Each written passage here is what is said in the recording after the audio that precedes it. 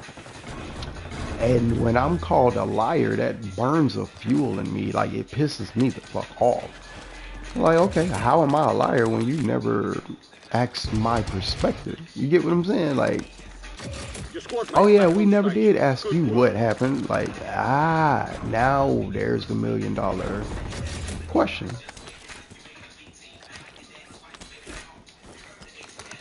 But, you know, it is what it is. It's still all love from me, man. Like, for real. Always love, man.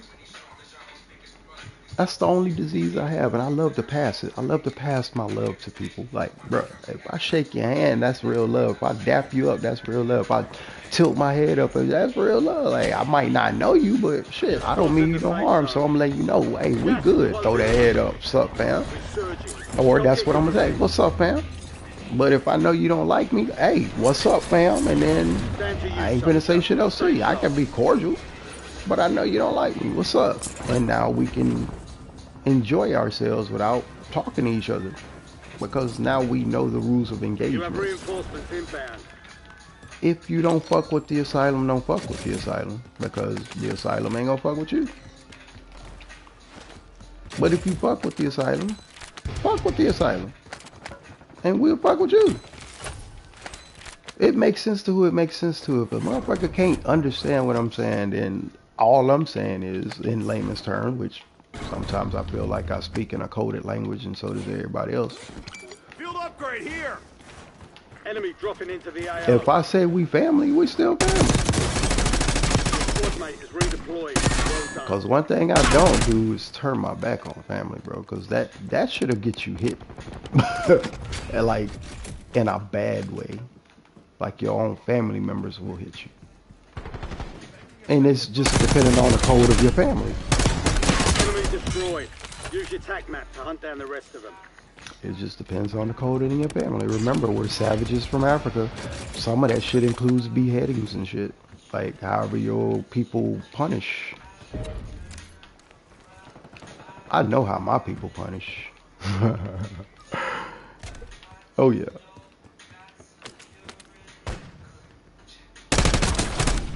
But I appreciate it. Target down. Marking the rest of them. Oh, buddy. Duck hunt. Oh, good. Got his ass out there. He bounced like a fucking ball. Do I be looking like that when y'all shoot me out there? I'm asking the people, the few that do watch our stream. Because remember, don't nobody go to them bullshit ass streams. Of course not. Don't nobody want to be preached to. But again, I'll be talking to them. They be thinking I'm preaching to them. Like, nigga, I'm talking to my fucking kids, bro. Half of the time I'll be talking to my kids. They be like, can you stop yapping? Like, no, because my kids need to learn it. Like, oh, yeah, you're right. Yeah, so I don't want them to end up like you. They be like, what the fuck you mean? Like, you keep telling adults to stop yapping and shut up and all that other shit. One of them gonna sit you down and put you in your fucking place. And then you're gonna be like, but my mom or my dad told me, yeah, well, they lied to you, baby. Because that means if you could tell a man to shut up, you'll try to put your hands on him. Like, okay. And then some lessons are learned the hard way. Because that's what they said, man. You keep on disciplining your kids, they gonna put hands on you one day. That's not the type of discipline I'm teaching them. Because if they ever try to put their hands on me, I don't give a fuck how tall they are. We chop down trees in Georgia. That's all I be telling them. We chop trees down.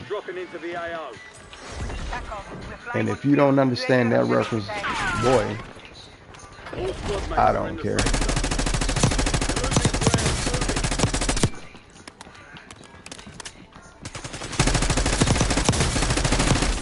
Damn, I'm losing my angle. Oh, come on.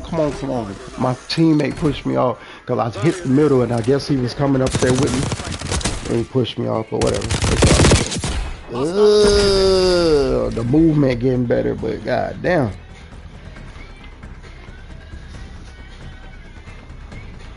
I'm trying to run through the map. Like I'm not trying to break a record or nothing though, but I'm trying to see if I could sustain. I know they have the tactical run that I can put on and it'll run my character, but I don't want to do that. I don't want to move the sliders. I want to tactically run throughout the entire map with my thumb, but I don't want to, because my bones and shit getting brittle, meaning, you know, I'm 45, my bones getting brittle, but yet they not. But I don't want to waste the energy putting it into pushing a controller down so the man to keep running. Okay, remember in Nintendo, you keep the man running, you press the right, and you kept Mario running, but you also press the B button to make him run fast. But you wanted to keep that pace throughout the entire map until you got to the flag. So you wanted to speed the game up to how you think. That's why a lot of people didn't like when I played Mario, because then I would have to make them wait because I would play for so long. But then I started buying shit like Nintendo Power where it had the hacks in there. Like, if you want to make it through the stage faster, here, take this shortcut, take that shortcut. But it was the creators themselves giving you the hack.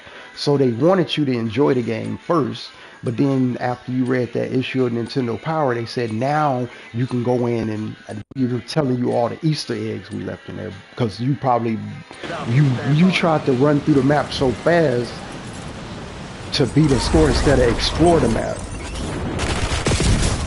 But with my daddy, he would get on it and he would play it slowly. Like, I know what to do. I watched you play it. I don't need you to tell me what to do. But then if he died in his next turn, then if he knew the map, he processed it quickly like we did, then he would play faster. So that's when I knew. I mean, he's an evolved individual. But remember, you know, he was incarcerated too. Like, I've been institutionalized, but it was never the way he was institutionalized. All of my institutionalization was to help me. And maybe his was too. I don't know. Again, he's an evolved man. So I knew, like, okay, Pops get it. Because when I talk to him, I could talk in metaphors and he would hit me back with a metaphor, so we understand each other. And it used to confuse people back in the day. Like, that boy too quick, man. And then they sat me in front of Harlem Nights and showed me quick. And I was like, oh, nah, I ain't trying to be like him. He got to carry a gun around. Like, hell no. Survive and your team can redeploy. Eliminate targets. And every time he carried his gun around, somebody else had a gun, and that's exactly how they were trying to eliminate each other. But I knew it was breaking down the metaphor. If you live by the gun, you die by the gun. 'Cause that's how most of the motherfuckers that shot their gun in the movie died. But yeah, I've definitely discharged weapons before. I'm from the country, I told you that. Oh, he camping. Oh. Hey, I'm from the country. We got gun safety, training, all that shit. Because remember, we were raised by fucking soldiers. And they say offhand for a reason. They didn't touch us like they did in the training camps because they knew they couldn't harm children. Because, all these laws change, but it's always based to cover up a secret that they ask somebody else to keep. When motherfuckers found out they was hurting children, they didn't want no parts of that shit. Remember, Muhammad Ali told them, hey, bruh, them Viet Congs ain't never called me nigga. They ain't never hurt my children. They ain't never did nothing to me. And he was right. He was right to say that shit. Because the foreigners treated us like, I ain't gonna say royalty, like we were exotic, but they didn't want to pet us and shit. But everybody else, they act like we were fucking exotic animals. They wanted to hunt us or pet us. Like, the fuck? Oh, let me feel your hair. Oh, it's not nappy. What? You one of them uppity niggas, huh? Like, no, you just ain't never put none of that bullshit in my hair to disrupt the natural oils and shit getting in my hair. Oh, you from Africa? Like, no, but yet, yeah. What do you mean? Like, yeah, I mean, my people originated from Africa. Like, but I've never been. Never. Oh, you've never been home? Like, what the fuck? Like, I was born here, motherfucker. Like, but you don't act like the other coloreds. Like, who the fuck you calling colored? I beat your ass. No, I'm not trying to disrespect you. I said, I know you speaking in your code. I said, but bruh, don't call me colored. Like, we passed that shit. And then they would understand. Like, I get it, John. I get it. Like, all right, long as we understand each other, like, I'm going to give you this free pass. Or if I wasn't feeling like they were going to understand, I popped them in their fucking mouth. Like, don't ever call me no fucking colored, bitch. And then they'll be like, what gave you the right to hit me? Like, bitch, you called me a fucking racial slur. I hit him in their fucking mouth. Like, that's what your mama do if she was here right now. You're like, you right. But it'd be quick, like it was quick, and they'd be like, bro, I ain't even fucking see that shit. I said, I thought you studied martial arts though, like, the fuck? But I never tried to bully them. Like, motherfucker, you tried to run up on me. If they ever walked in my strike zone, I'm finna draw your leg. You better sit back, bro. And that's what I do to my kids. I put my hands up, let them know, bro, you in my strike zone. Bro, you in my strike zone. I'm telling you, when you get in my strike zone, I'm coming after you. I be talking shit to them on the game, but I just be talking about anything to make them think I'm talking about something. I don't be talking about shit, but yet I be talking about shit. The ones that understand, they get it. They get it. But yeah, motherfucker walked in my strike zone. I used to pop them right in their motherfucking lip. And if they made my hand bleed, I'd be like, you need to get them braces fixed, bro. Like, why? Because I think I knocked a wire loose. Like, oh, no, nah, that was already like that. Like, oh, okay. So if I get sepsis or something, I can blame you. Like, no, you'll blame yourself because you put your hands on me. Like, you're right. That's how me and my homeboys, but then they be like, teach me that technique. And I'd be like, nah, I'll come by your dojo after class. And like, really? You'll come to class? And be like, yeah, I like teaching. I said, but I also like to learn. I said, I want to spar your fucking sensei. Like, no, you don't, dude. He's fucking insane. Like, so am I. I don't care. I said, I want to see how hard that motherfucker hit, because the way you describe it, like, I see your hand speed, and your hand speed is getting better every week. His name was Antonio Langerman, but I never stepped in and disrespected his sensei or anything like that. But I always told him, look, I would love to spar him, but I don't want to join his class and learn from him or anything. I want to see him on the street, but I don't want it to be disrespectful. Like, you remember in the Saturday morning cartoons, the nemesis was always, I'm telling you the answer because I know you probably wouldn't get it, but the nemesis is always a student that the teacher kicked out of his dojo because he was disrespectful, and they knew that they were coming to learn the technique so that they can dishonor. But they were plants. They were sent there by other rival schools to dishonor that school. But once upon a time, they were all under the same master. And so master, they would think it was favoritism. Well, you taught this student that technique, but you didn't teach me. They'd be like, it's a reason I taught him that technique, because I knew he would use it with honor. He would use it to defend somebody. I know you would use it to dishonor me, meaning you would go and get drunk because they would come to class drunk and stuff. That's why Bruce Lee used to kick a lot of students out of his class, because they were dishonoring him. He said, we do drink, because he would befriend them, because that's what a good sensei does. He befriends his students, but he would teach them during the day, but at night he partied. Because he was affluent. Remember, his daddy worked hard so that he can provide him things that he didn't have. So Bruce Lee grew up affluent. And they practiced all day, but they would party. They would relax at night, and they would drink their, whatever, I call it sake. So sometimes I'll go out, I'll drink some sake, and then people would look at me and be like, you know what the fuck sake is? Like, why wouldn't I? Like, I watch fucking martial arts every Saturday, and they drink the sake. That's the little teacup that they would take and sip and pour me another one. La la la. Jet Li. La la la, la la la. Pour me another one. Hey babe, what's up? Yeah, and he would pour them another one. They take a shot together. But that's how they befriended each other. They would try to outdrink each other. It's all like, everything is competition. You just have to know what to choose as your weapon of comparison, is what I call it. I don't like to spar people physically unless they're feminine, of course. And my sparring is in the bedroom. That's all I be saying.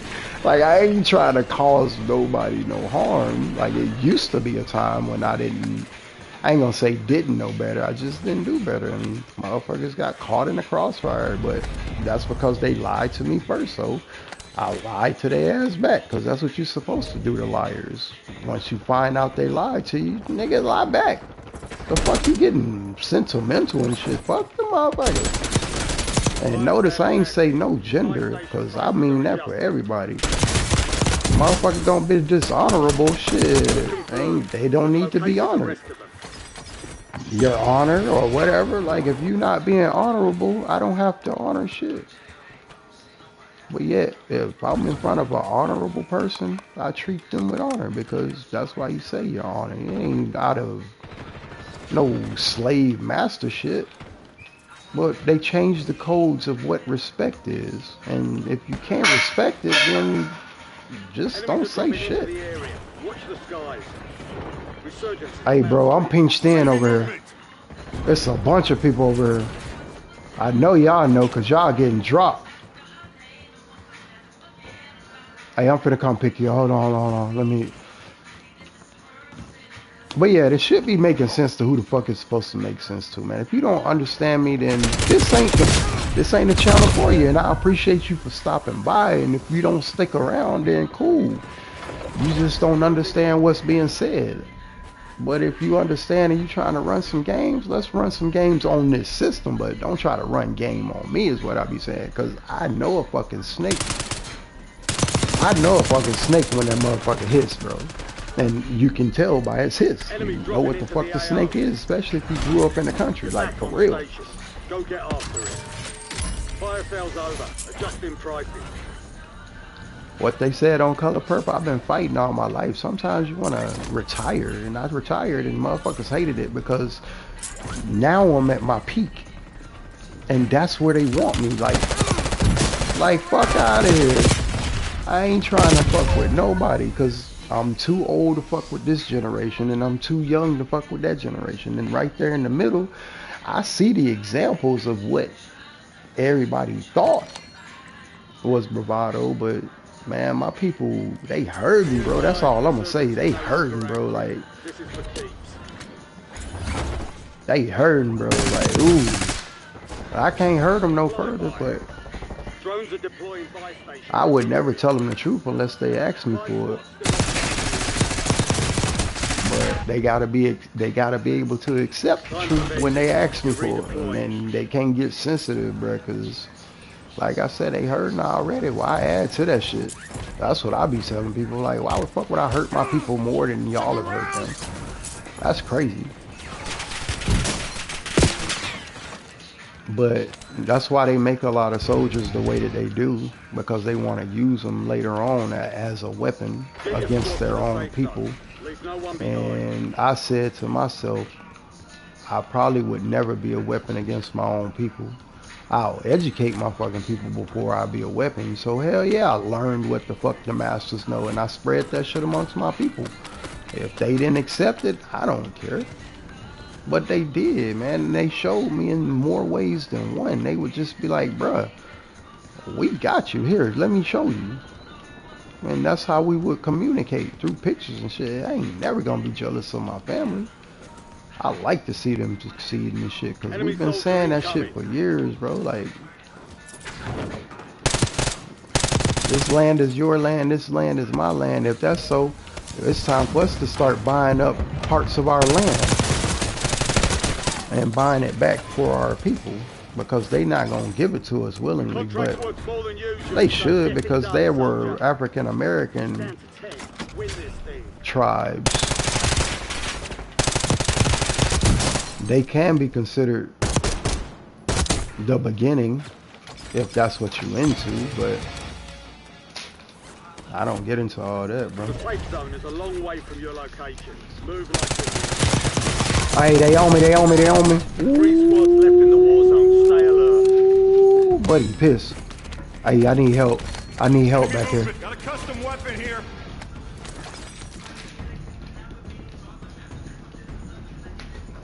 Blue. Take your time. Don't panic. Don't panic. Don't panic. Breathe. Breathe. We can get the dub. You just gotta breathe. Don't panic. I'm not talking to myself. I'm talking to y'all. Y'all be panicking when it's almost crunch time. Don't panic. Plate up. Fight with the gas. Bring home the win. Hey, Blue. Resurgence has been deactivated. Nah, bro. We had it. We had it. We had it. Y'all move too fast. You gotta keep your breath, bro. You gotta breathe. You gotta breathe. You gotta breathe. You gotta breathe. You gotta breathe.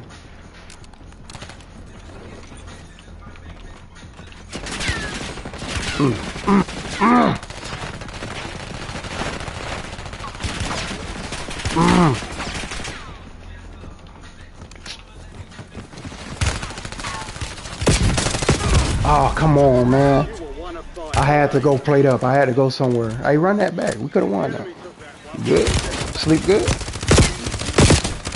I'm in the manic portion of my manic depression, like really manic portion, not made up manic portion. So I'm ready to create. So I'm jumping on the game, and look at there. I had 11 eliminations, and we could have won, but the last two games, they get to the end and they start panicking, right? And I'll be trying to talk them through it so that they can slow down and map, like look at the map. See where they at. Are we close to each other? No. Now you need to start making your way to where I'm at, and I will meet you halfway. But they should know that if they watch the streams. When you get to the end game, no matter where you at on the map, when they said 2 teams left, 3 teams left, you know you still in the top. You know, you top 5, top 3. But then now you got to look at the map and say, I've been doing this shit solo.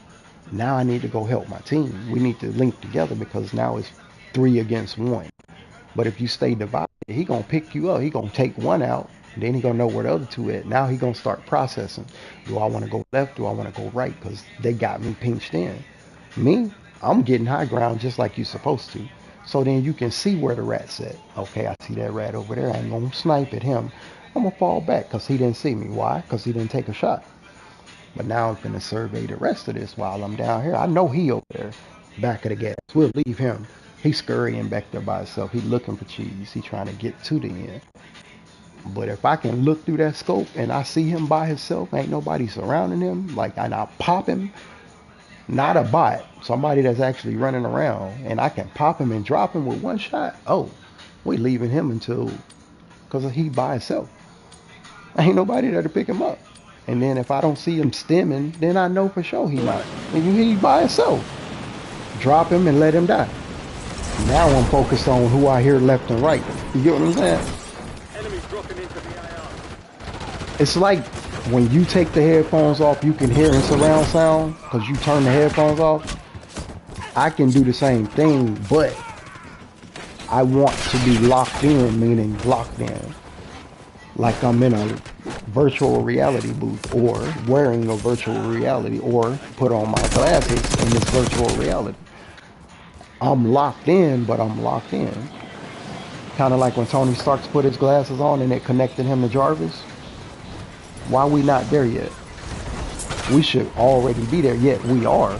Because remember, they sell glasses on TikTok that translate languages for you, and you can listen to your music, but you can still have your prescription. So why aren't our optometrists over here offering those type of glasses? You want the virtual reality glasses? Okay, what is that? Your insurance will pay for them, but then why ain't the insurance offering to pay for them? The shit exists, but somebody got to market it to them first. Hey, look, I got this product that's going to enhance your employees, keep them in the fight longer against the machines.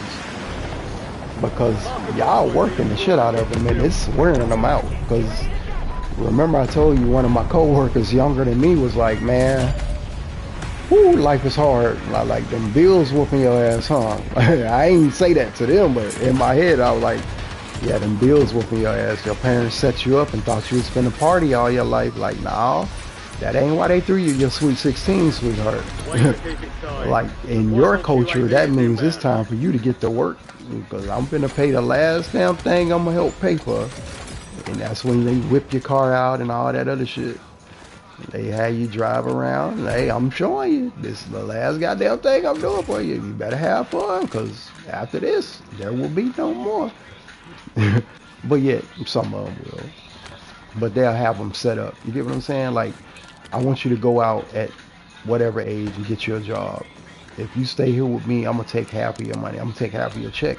But then they'll do some shit like my sister did, and she'll buy something for my nephews because that's what I told her to do. That's why I'm giving you this money. You're a single mom, but you have a man that's taking care of his children. But at the same time, you're a single mom, and I'm here staying in your house. Why the fuck would I be lounging around playing video games all day? No, I'm here to help you take care of our sons, my nephews.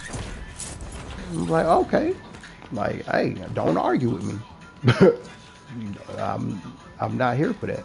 Like, I get yelled at enough by mom because remember I had just moved out. I'm like, I get yelled at enough by mom. Like, I don't want another mama. I just want you to be my sister. And she was like, okay. Oh, Optimus and what's his name? Magneto? Not what's his name? Megatron. Where the fuck I get Magneto? I'm mixing up. I'm getting old. They didn't want him. All right, look, you pick, I pay. I told you. Why do you show me this stuff?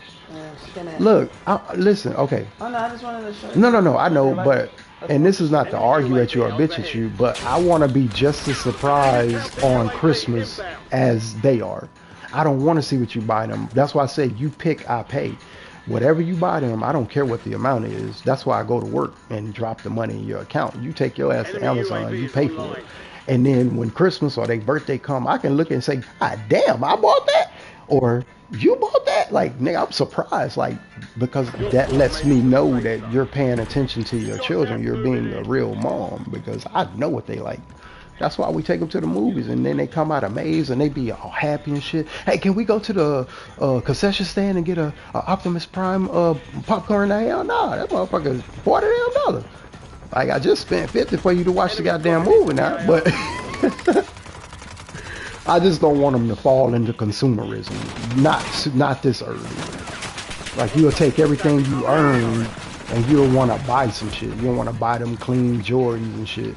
But I want them to see when I take your money and I put it into my bank account and I let it accrue interest, and then when you move out eventually and you get your apartment, you be like, Daddy, I don't know how I'm gonna pay my rent. Okay, I got you. What? I got you. It's not gonna hurt you, Pop? I got you.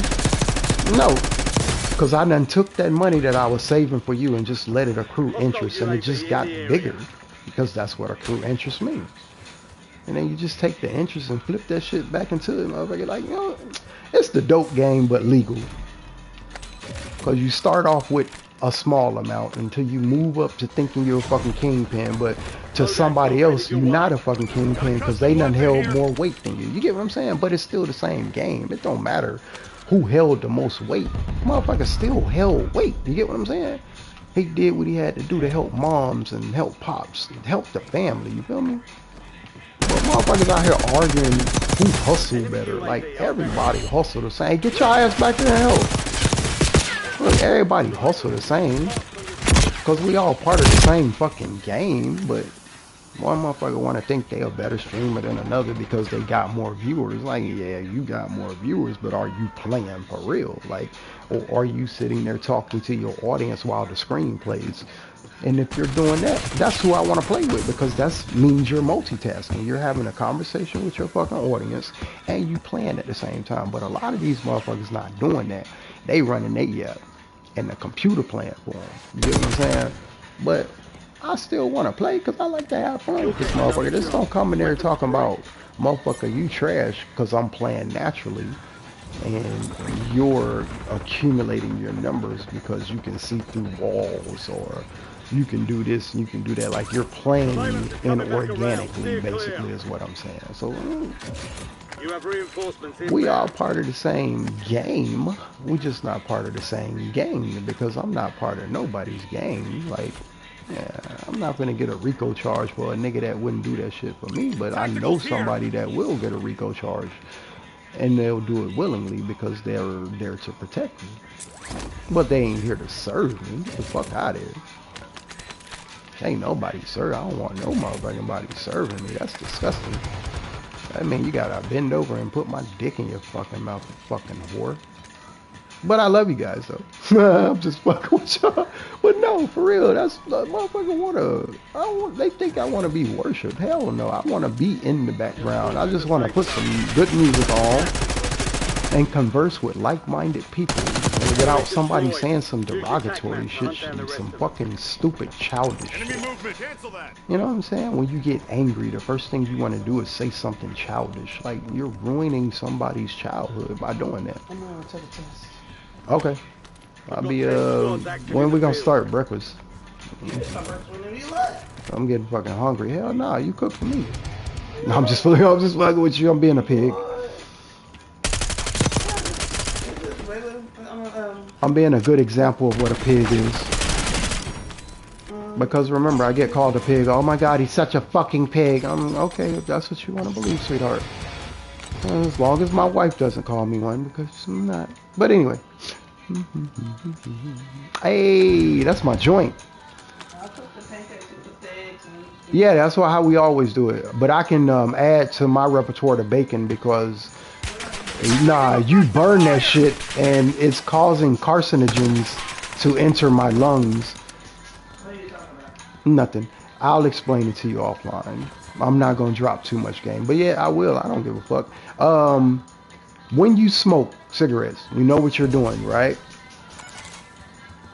You're feeding the carcinogens that are already in your body due to a drug. Let's say if your parents smoke crack, that's why you smoke Newports or Marlboros or something, because you're trying to temper down a sensation that you're feeling. You're tweaking is what you call it. You start nicking for a cigarette, but it's not the cigarette that you want or need. It's the habit that was formed before you were formed. It's in your bloodstream and it comes out as that tick.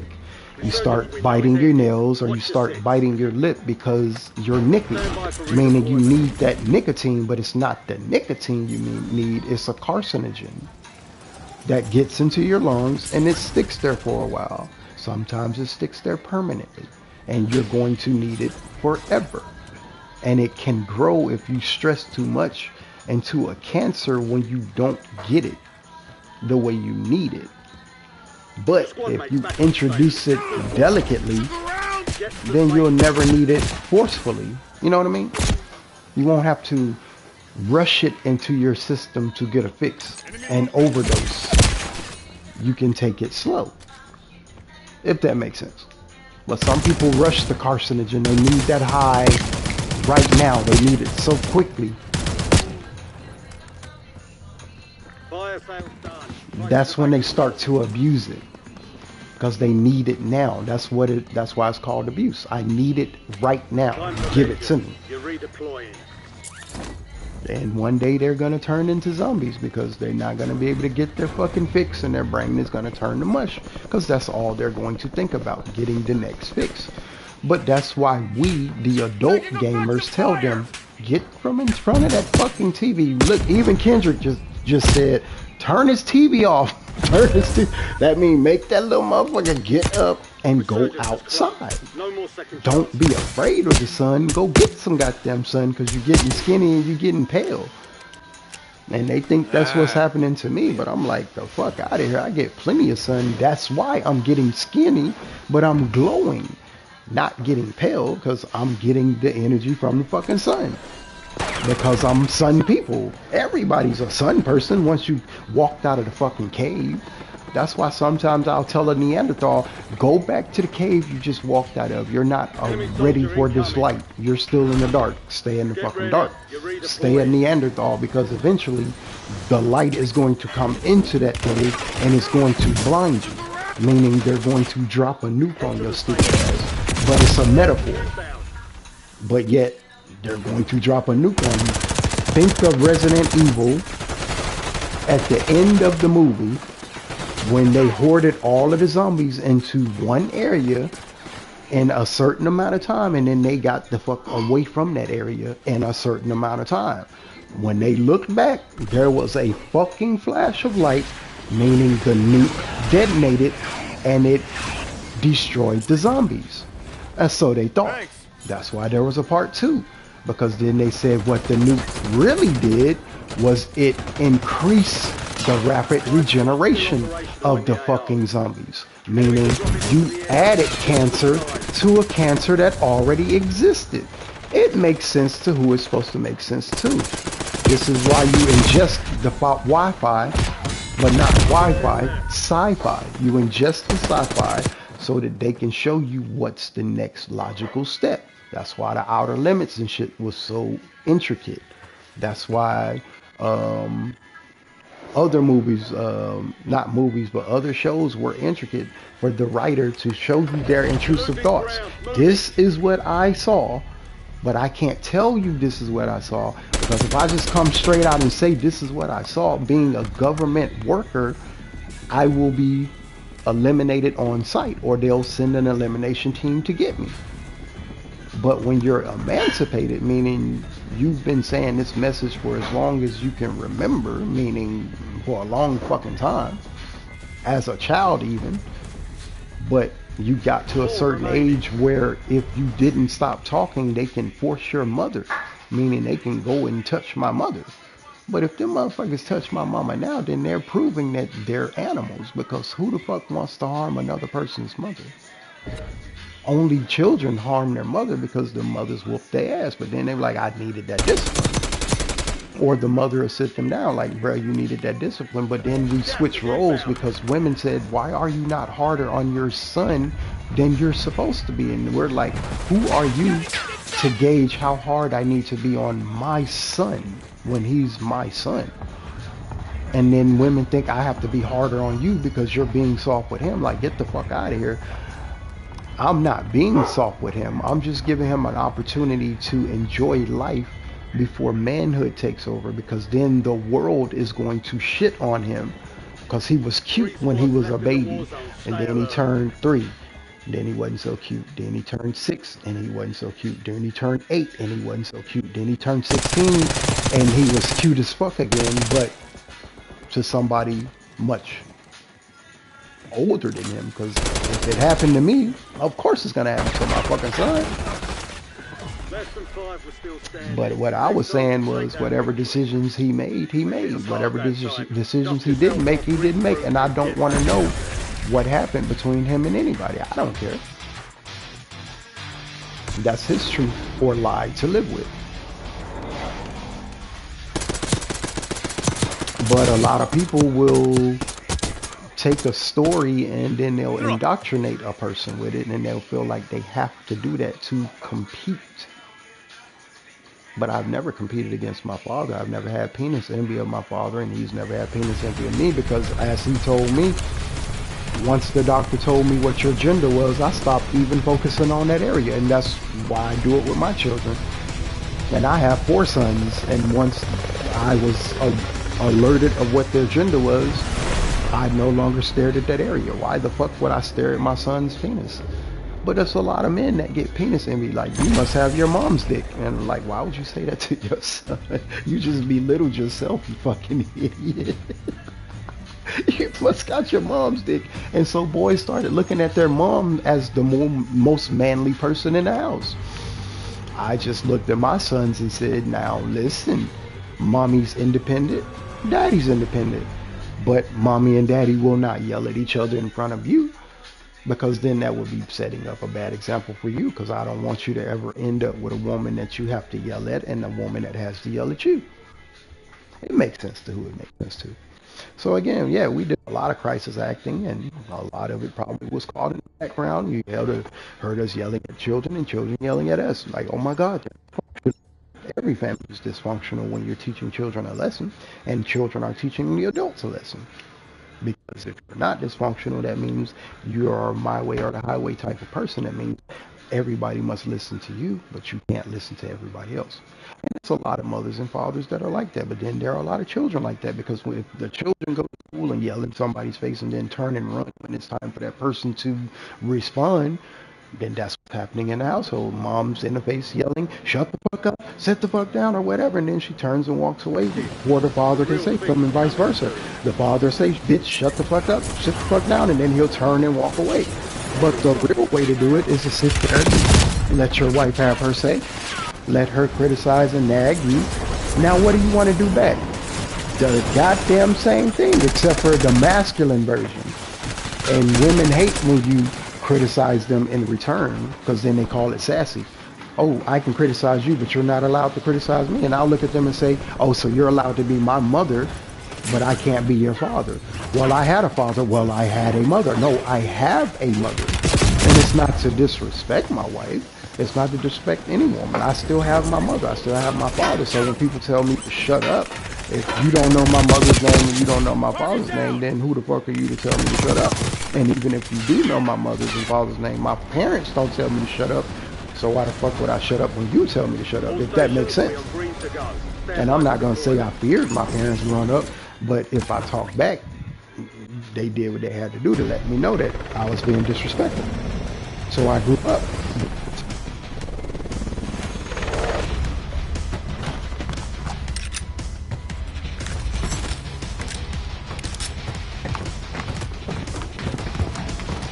Because, yeah, yes, ma'am, no, ma'am, anybody, I don't give a fuck what color you are. Doesn't mean I fear you. It means I respect you enough to call you ma'am or sir. But if you're disrespectful, I'll be disrespectful back. It's only fair.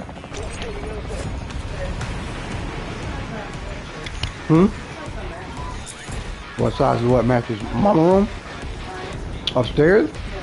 I think a queen.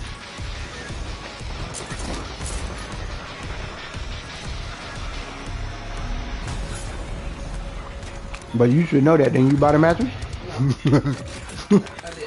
Oh, okay. Enough said. I'll say no more.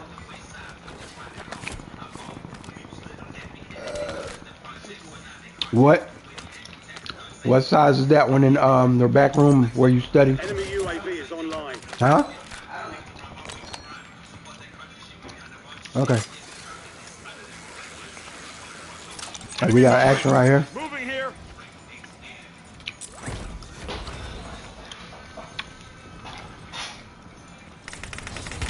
Enemy soldier incoming.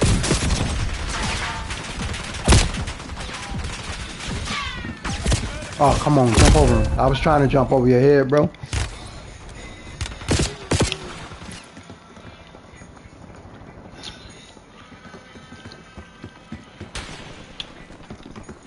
But yeah, that's what I tell people all the time. I make sense to who I make sense to. To everybody else, Go get your revenge. step aside and get out of our way. We don't bother you. Why you bothering us? I laugh at them though, because the crisis actors put on a good show. But they're bound by certain laws, and they signed them into effect themselves. They got what they voted for, and so now Enemy UAV overhead. they called us their brothers and sisters, and now they have to protect us like brothers and sisters. Squad mates back on station. Gotta love the Trumpers. Watch the sky. They get what they vote for. I love them. They're my brothers and sisters. They protected me. They finally started listening. No, get the fuck out of here. The whole world started listening after George Floyd. Left your squad. We'll redeploy you faster to make up for it. Because who would do such a cruel thing? If it was a dog that he had his knee on, they would be like, oh wow. So these, and we were saying for many years that animals get more rights than black people in this country. And like, what the fuck do you mean? And so we started posting it. I posted pictures of a woman in a park calling the police on a man. And when the police got there, they didn't charge her with strangling the dog because she had the dog. She was so angry and furious with a black man staying in her neighborhood that she was choking the shit out of a dog. And then when I posted it online, my people that are open-minded, that are Caucasian, were like, you're fucking right. Because if I was there, I would get in her ass. And I'm like, I know you would. Because, well, you protected me or you helped protect me. Well, how did I do that? Oh, a lot of times when you gave me a ride home to the hood, you actually went to the hood. I just made it seem like it was, but I didn't make it seem like anything. I would let my sister know, hey, getting a ride from so-and-so, make sure them N-words in that motherfucker know that whatever car they see us coming out of, let that car pass safely and we won't have any problems. It's not being hard. It's not being gangster. It's just the community communicating with one another. Because if the community can't communicate with one another, then it's not a community. Enemy dropping into the AO. And that's all the hood is a community that communicates with one another. But it's too ghetto in the hood. But then the motherfucking different ethnicities started actually moving into the hood and seeing that it's all good in the hood. It's the other places where it was loud and noisy, because they threw more parties in the suburbs than the fucking hood did, because remember, they had to keep up appearances. If you threw a party this weekend, your friends are gonna be like, when's the next time you're gonna throw that party? So guess what? You're going to keep your cool, is what it means. Keep your cool. And you're gonna throw parties every weekend, or you're gonna go out and party every weekend, and then if that's all you were taught, that's all you know. And I had friends once upon a time, and I was like, bro, you might want to start doing something different, because you only have 4 years of this life. After this life, that's when the real world's going to hit. And they're like, yeah, you might be right. Like, it's not a might be, I'm telling you now. Like, cause look, I listened to my mama. Hell yeah, I'm a fucking mama's boy, cause she was right. I'll be looking at that shit like, well, why you didn't listen to your mama, goofball? Oh, you didn't like your mama? Well, I'm sorry to hear that. That's all I be telling my friend. Sorry to hear that. I love my mama. But I thought you said you were a man. Yep. Emancipated. That means I didn't have to think the way she thinks. Meaning I didn't have to believe in her God. And then she has every right to believe what she wants to believe. I don't love her anymore. I don't love her any less. Because again, that was her decision. She's still, get out of here, you camper on top of control, But yeah, the love stayed the same, but yet it grew every year, because again, a boy that's growing up, nurtured, the love for their parents is going to grow as they grow, but so will a daughter. So a daughter, she loves her father, and the father loves her, but some fathers are just more stern than the others, and they're like, that daughter's gonna hate you. But a lot of these daughters grow up and respect and love their fathers for being that way, because then they see their friends end up a certain way, and then they're like, well, I know how that happened, because, well, I mean, that's what happens when you do that. Well, why do you know that? Because my parents actually taught me that.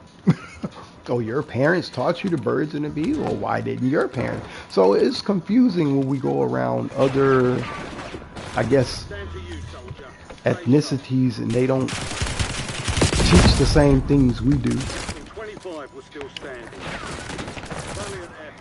But yet we'll be like, okay, well, we're not going to do what they're doing, because we know they're protected where they are by their complexion.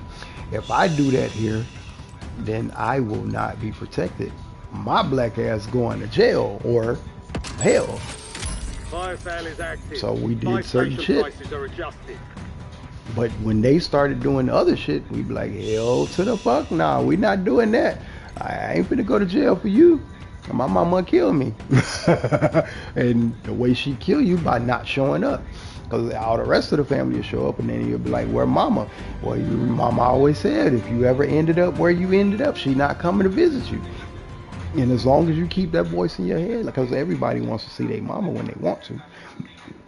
But when you're being controlled, when you can see your mom, because if you act a certain way, they'll tell your mama, when she calls, can I visit this week? They'll tell her no. And then the COs, you know, they'll look at them like, hey, just, I guess mama didn't call, but that's the warden call. Don't come to the jail this time. It's hostile today. And we don't want you here because your son's not acting correctly. But some wardens will tell them straight up, your son is in isolation because he's not acting right. Once he's back to normal, then you can come and visit. But you make the decisions on whether they put you in ISO or whether you stay in Gen Pop. Sometimes when I'm institutionalized, I'll go into Gen Pop, I'll go sit in their groups, but I won't say anything because I don't have anything to say. And then I'll listen to their stories, and hey, I don't talk about their situation. They talk about their situation. And I'm like, okay. Because I've heard this story so much, I know what they're going to say. But I still listen because, again, that's what the groups are for you to vent, for you to talk about your deepest, darkest secrets and why you're in there, so that they can medicate you correctly. But me, when I get institutionalized, I isolate myself now because, again, I've heard these stories already. And the reason why I isolate is so that I don't take on that energy anymore, because it's very depressing how a lot of people were created, why they're so angry, why they have anxieties, why things happen. Like, it's not annoying, but it's very draining, because I heard so many of those stories and they all ended with, where was God? Where was God? Where is God? And I would look at them and say, you know what? Never mind. I'm not going to answer that question, but I know the answer to the question.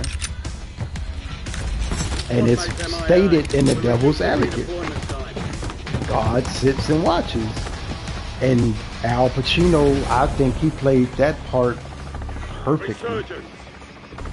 I always put the clip up. We'll go to the Devil's Advocate, the scene where Kevin finally loses a case, and then it's revealed that the devil's his fucking father. And then he breaks it down in a monologue where he said God just sits and watches.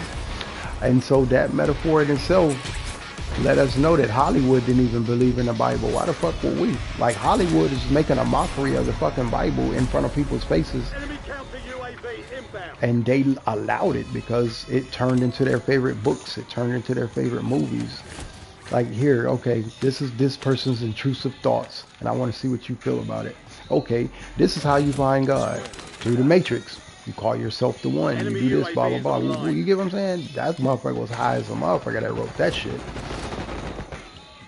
Whoever wrote that shit was high as a motherfucker, but that black woman won all that money because she said she was the original author of the Matrix, and they stole her ideas. And so when they asked, well, how the fuck did they steal your ideas? And at first it sounded crazy when she was saying it, but then the more and more dreams they were stealing from children, the more that woman started making sense. Like, I started writing this script and such and such, and this movie looks just like my script, but the only person I told about this script was my psychiatrist. But a lot of psychiatrists started writing books based on what their patients were saying to them, but they were just changing the name and locations. ASL, age, sex, location. Remember that shit back in the day when social media first started? ASL, what's your age, what's your sex, what's your location? And if you said a certain age, you'd be like, hell nah, get the fuck out of this chat room, I'm too young. Get the fuck out of here. And then what would they do? They would log off, and then they would log in as an adult. Oh yeah, wait a minute, I'm talking to you as this person, I'm talking to you as this person. Like, oh, okay, whatever. What is it that you want to talk about? And then that's when the kids would start talking adultish. And the adults would talk back to the kids in adult. And it's like, oh shit, like what the fuck? But that's exactly how they started the To Catch a Predator series. That's exactly how they started sending the adults to the chat rooms, and the adults were talking to children, but they weren't monitoring what the children were saying.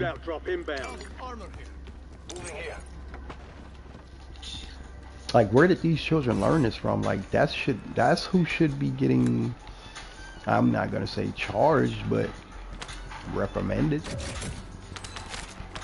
because children learn from the adults, and the adults didn't learn as children.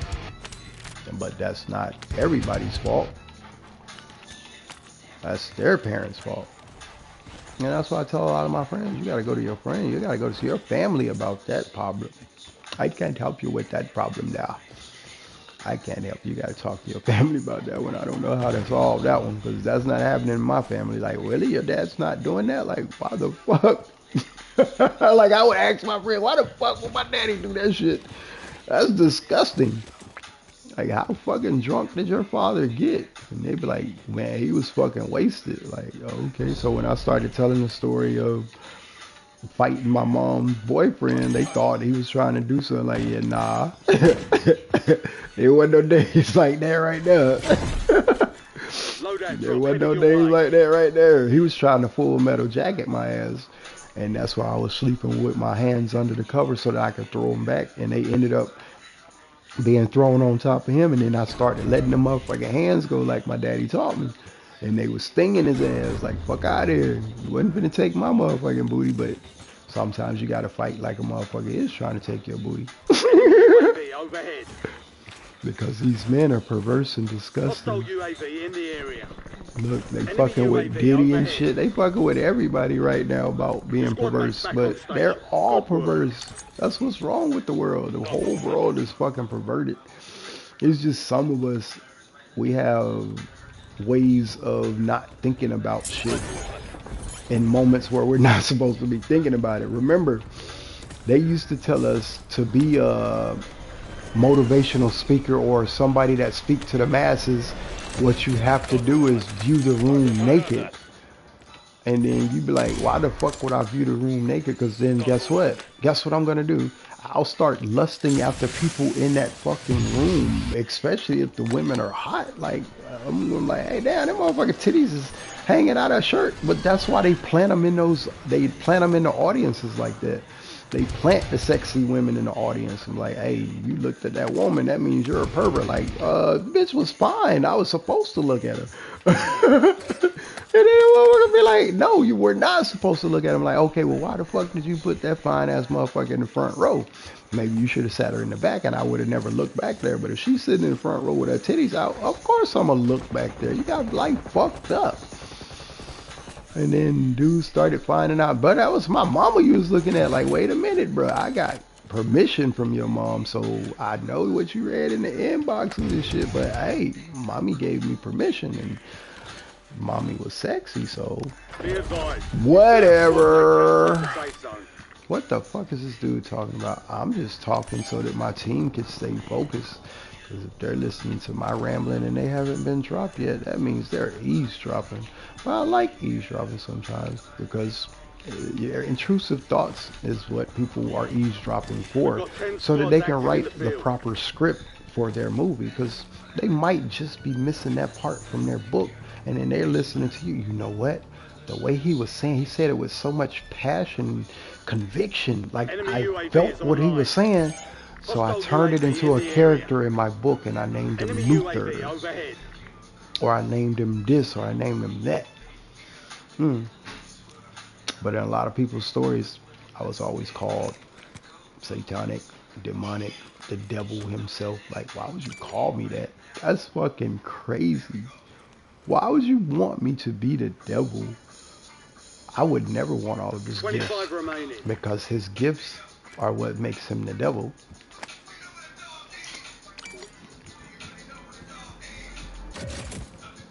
Think in terms of Petey Witchstraw, the devil's son-in-law. Remember that motherfucker asked for that stick, that magic stick, and didn't realize he had the magic stick the whole time.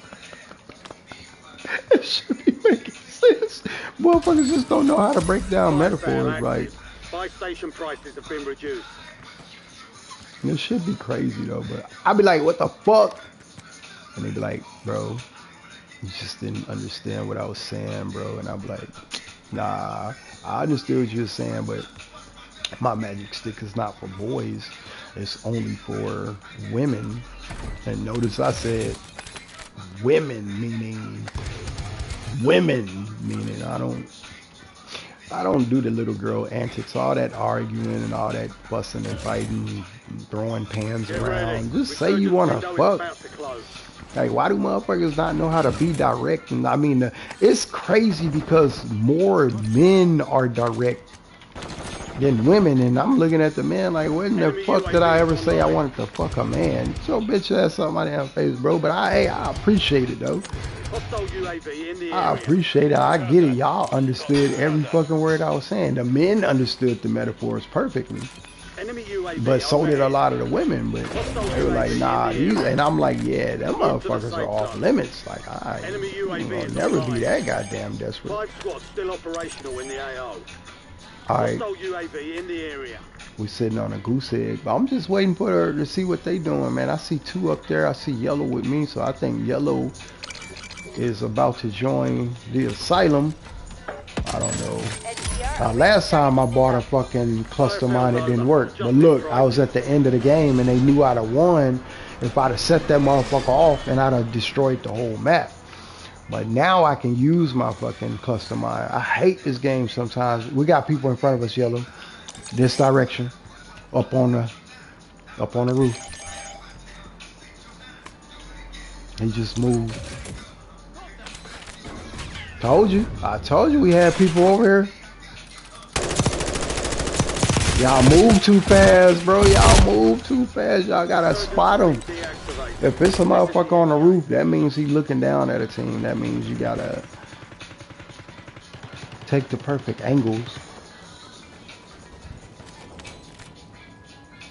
It's all good though. We got 20. Alright, he got 6. So 6 is the magic number. Mm.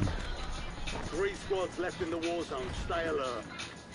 We lost Run that them back. one, but we'll get a W next time. Were we doing bacon or are we gonna keep the ham? Okay. Let me oh, you doing the pancakes? We've got gas Alright. moving in. But yeah, you want this ham heated up real good so it can smell like bacon? Who? What? What? We can put that shit in the microwave. Just hopefully they I know they wore their stuff out last night. I like when they run around and have fun, but Did you get any sleep?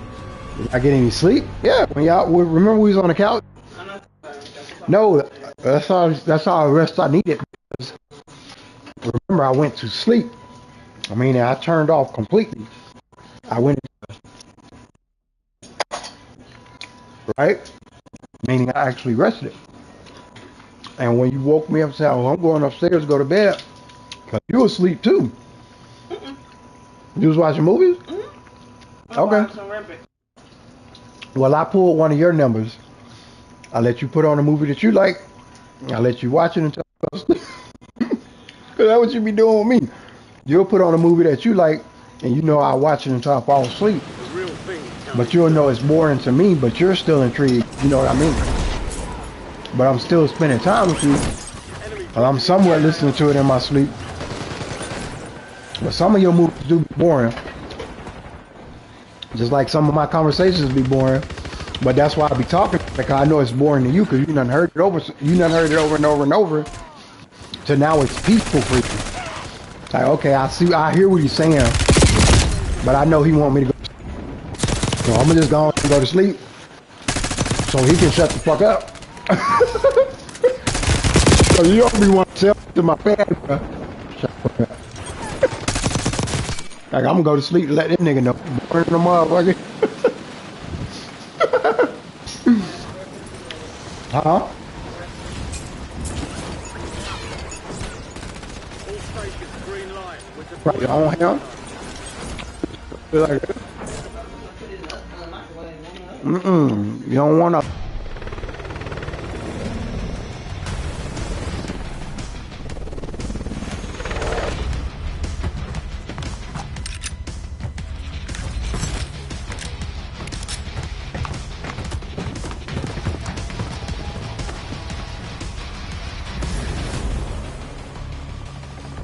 Resurgence. Survive to redeploy fallen teammates. Kill to bring them back faster. Your team leader. Drop point on a squad soldier.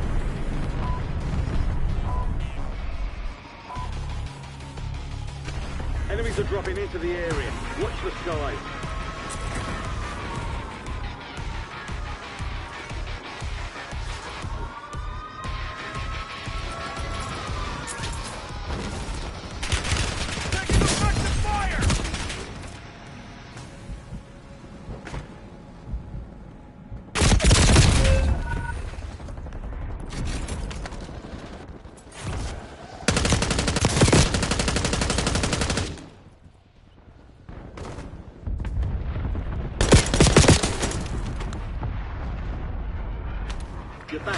station. Go get after it. Your squad mate is redeploying. Well done.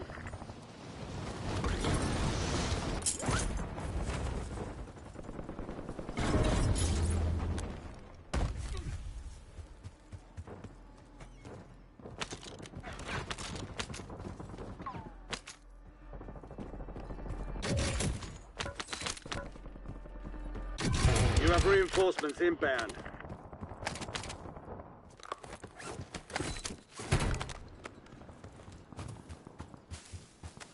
Enemy UAV is online.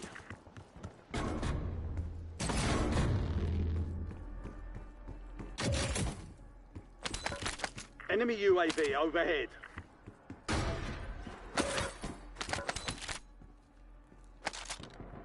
Your squad mate is redeploying. Well done.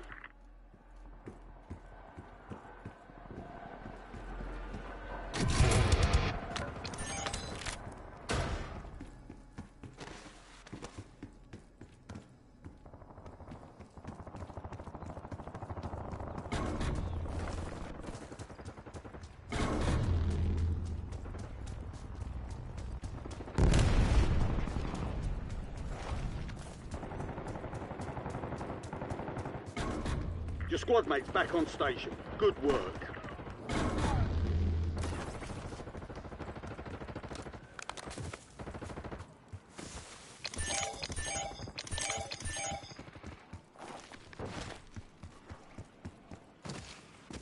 Your squad made it to the safe zone.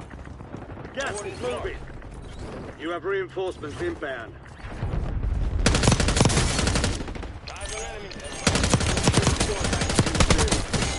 Target down. Marking the rest of them. 25 are still active in the AO.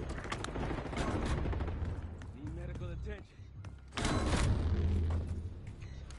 Enemy dropping into the AO. Your squad mate.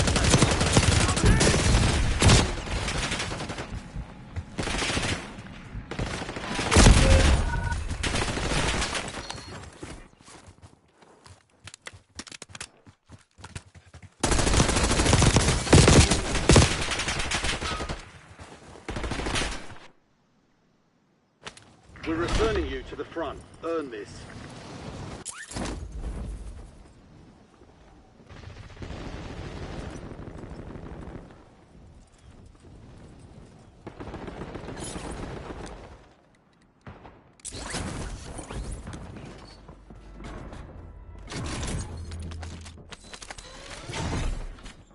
You've got a loadout drop inbound.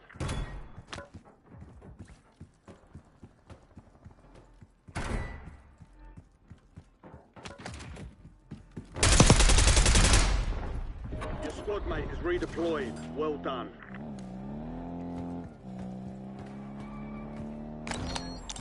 Recon flyover. Recon drones are on patrol. Check your TAC map for danger zones. Enemy UAV is online.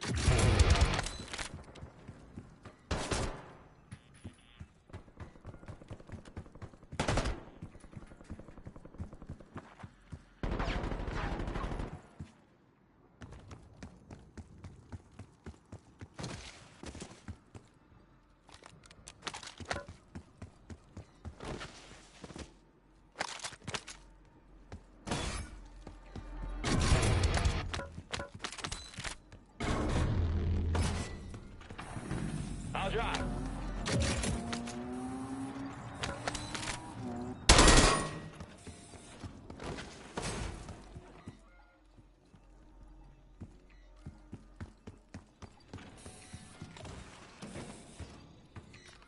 Recon drones flying in for another pass. Watch your position.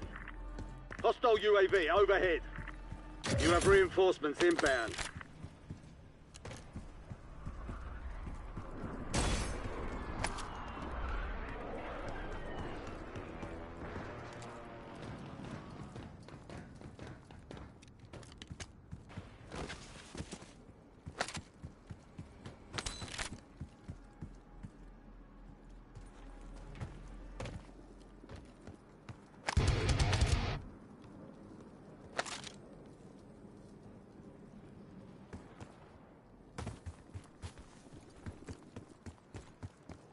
Get your squad to the safe zone.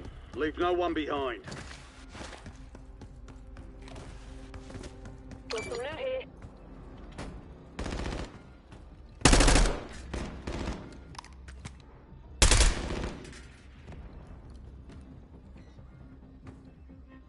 Hostile UAV in the area.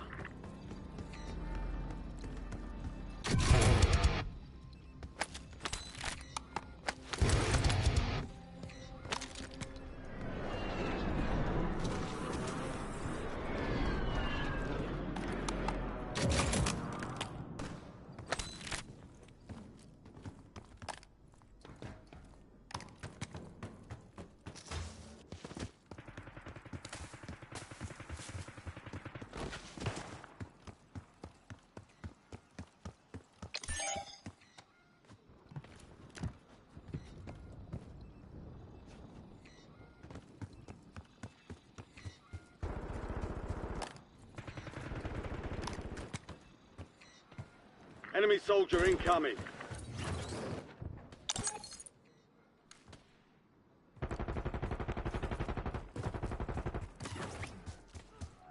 Five squads still operational in the AO.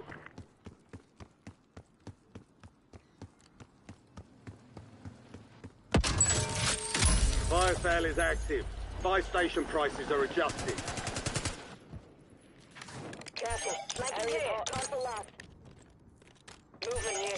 Disregard.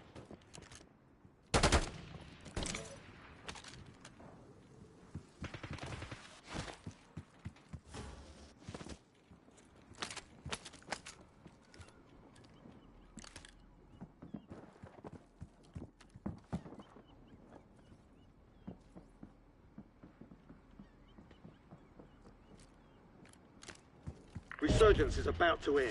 Make it count. TACOM, get a UAV in the air.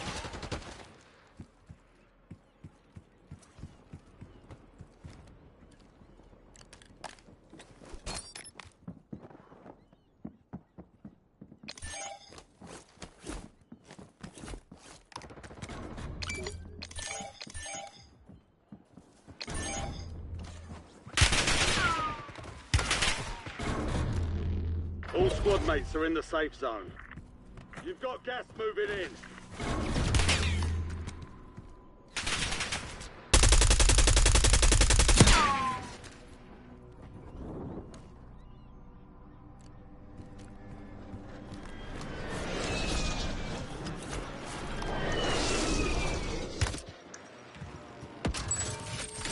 Fire sale's done. Prices are back to normal.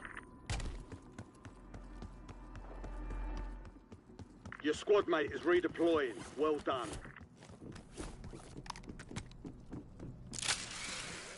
Enemies are dropping into the area. Watch the skies. You have reinforcements inbound.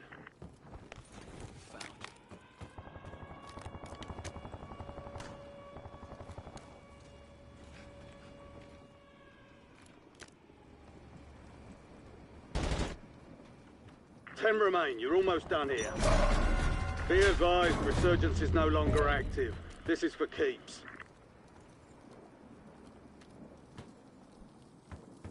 There's an increased payout for this job. Be sure to collect.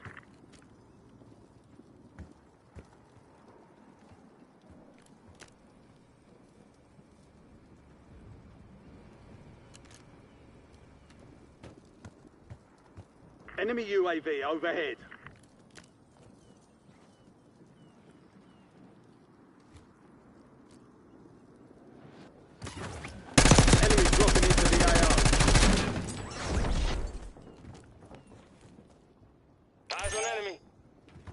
Head to the safe zone. Gas is closing in.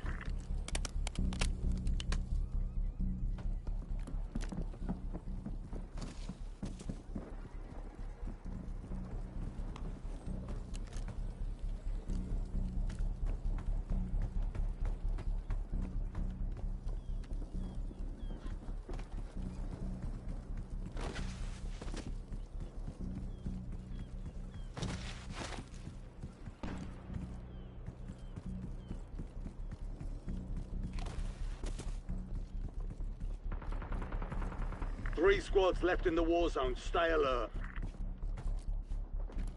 Hostile shooter.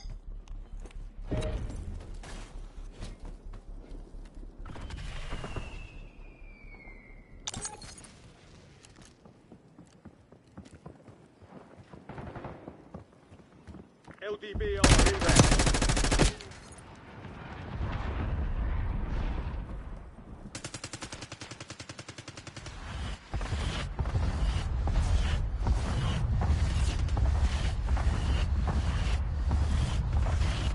Advise you head to the safe zone. You've got a lot of ground to cover.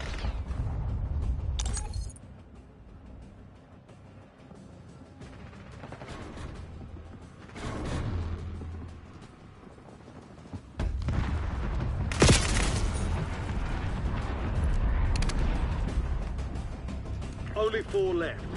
Hostile shooter.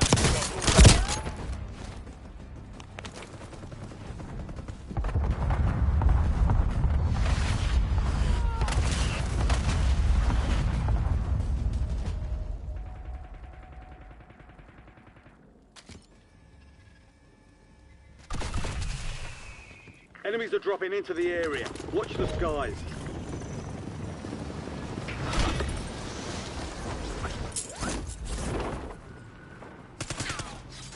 All enemy squads eliminated. That's a job well done.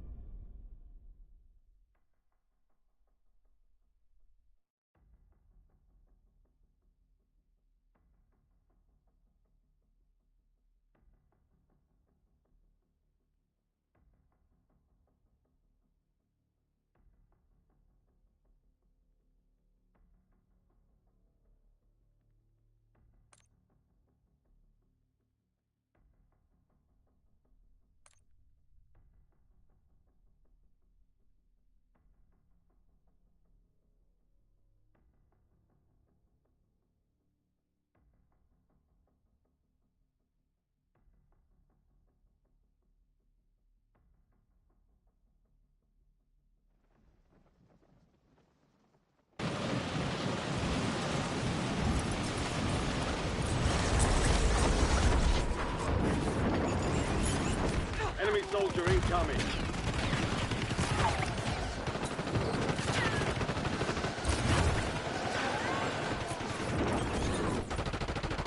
Using stem. Hold on. Fire!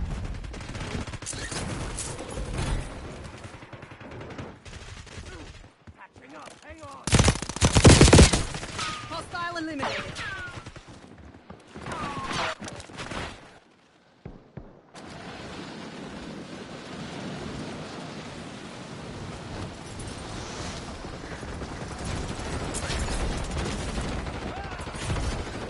Enemy dropping into the AO.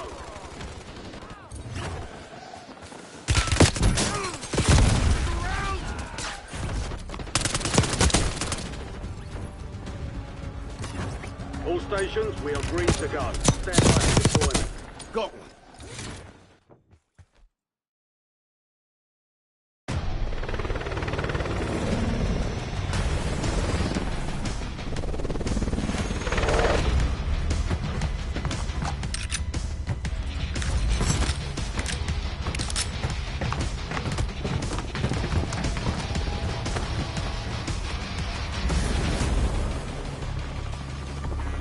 Resurgence. Stay alive to keep the squad in the fight. Helping Mark! Get ready to jump! Mark the drop point in the squad and hit the field.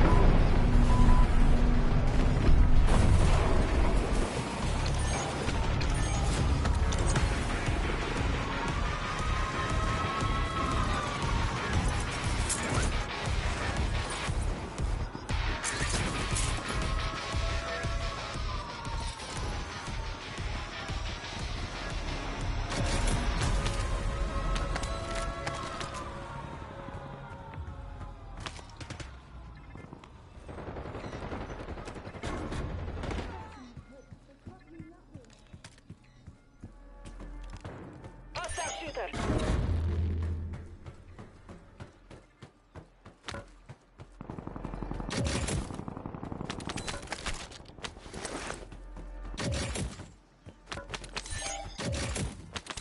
Your squad mate's back on station. Good work.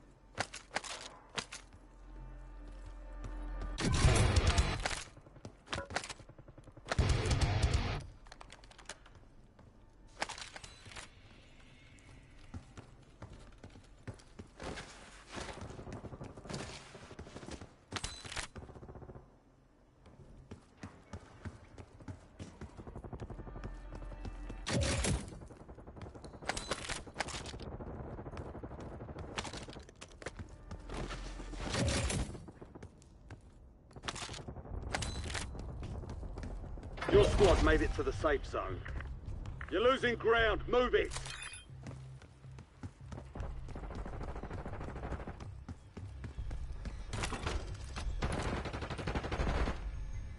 UAV standing by.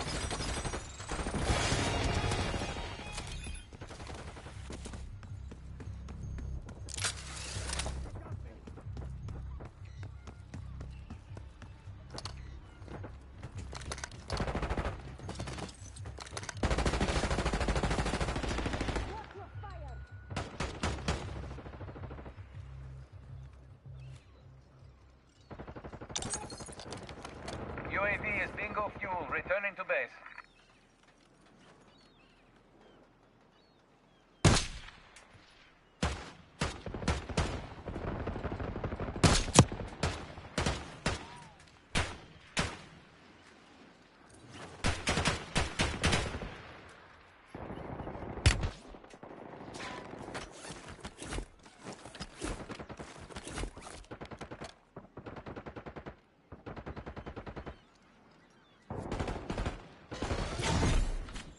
Loadout drop headed your way.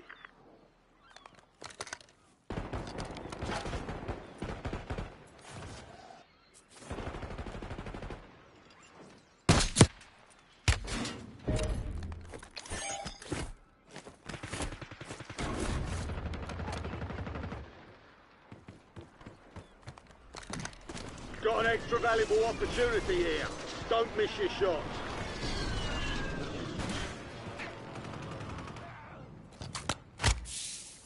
Eyes on enemy. We've got 10 squads active in the field.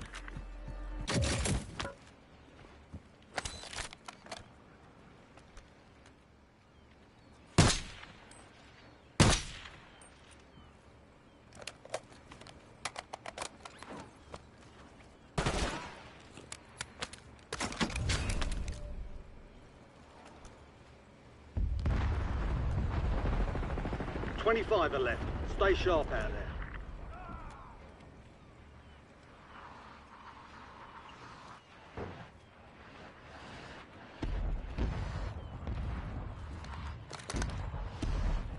Enemy UAV is online. Enemy crash that.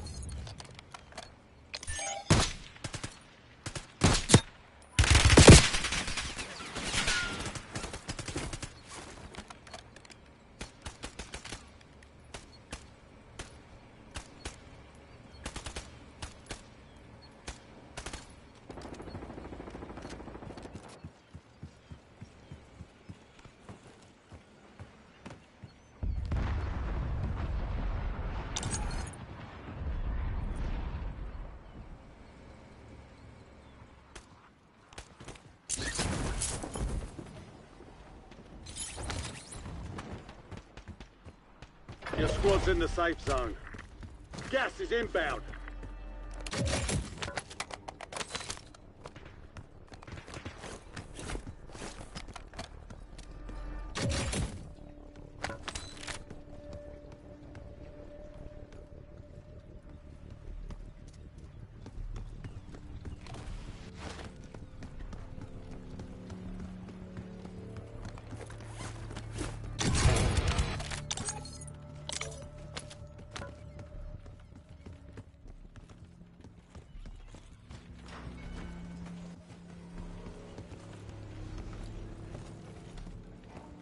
Waypoint marked. Coordinates marked.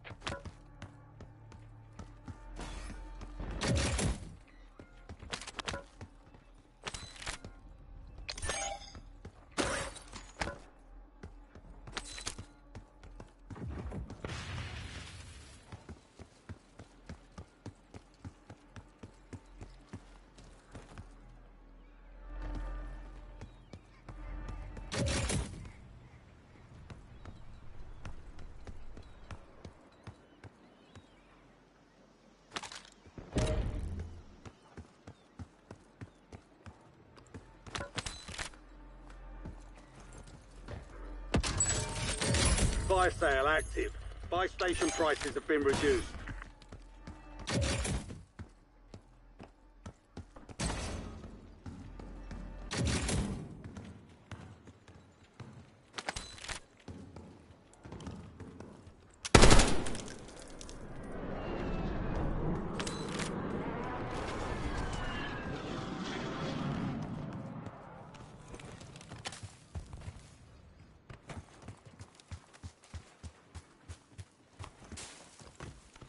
Enemy UAV overhead. Get ready. Resurgence window is about to close. Hostile UAV in the area. Enemy UAV overhead.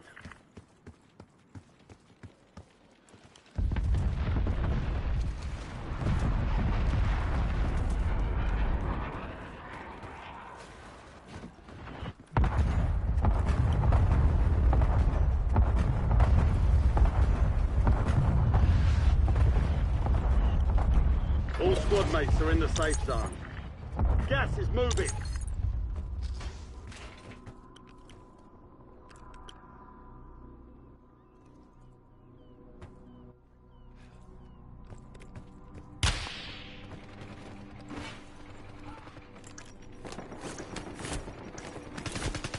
Five squads still operational in the AO. Fire sales over. Adjusting prices. Enemy UAV is online. Incoming LDBR.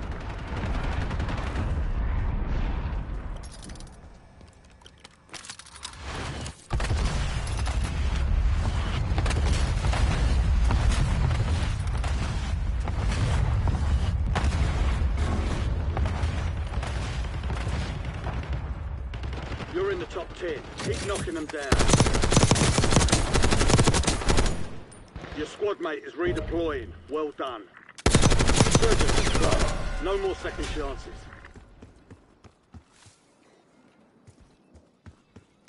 There's an increased payout for this job. Be sure to collect.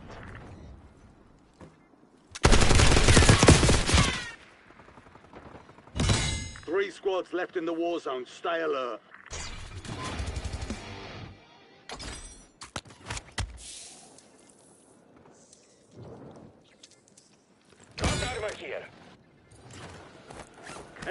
soldier incoming.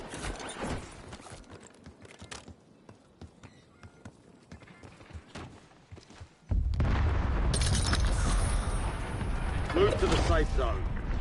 You're losing ground. Move it. Weapon over here. Never mind.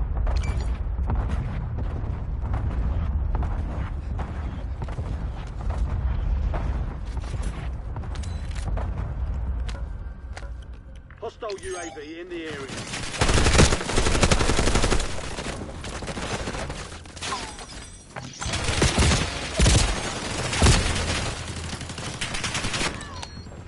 Only 10 were left. Defeat is only a mindset. Shake it up.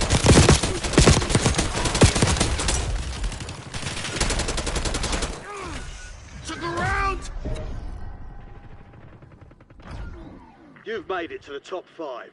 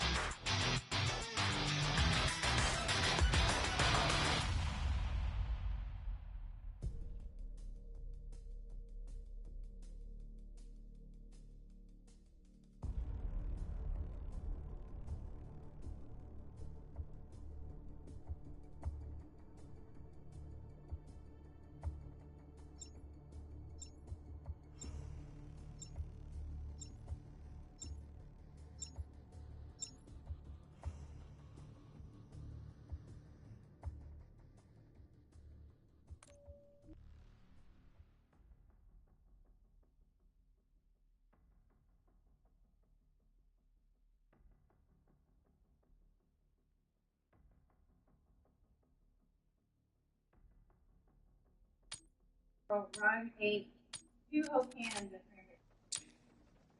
Deploying shortly. Get your ass up. Don't get on my nerves. Enemies are dropping into the area. Watch the Like sky. shit.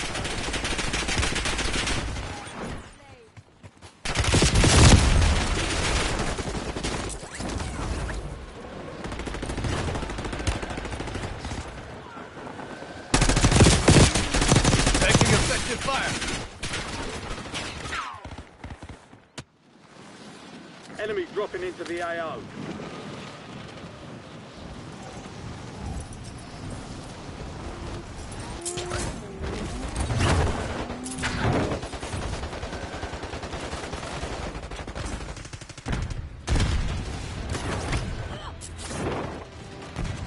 Prep time's over.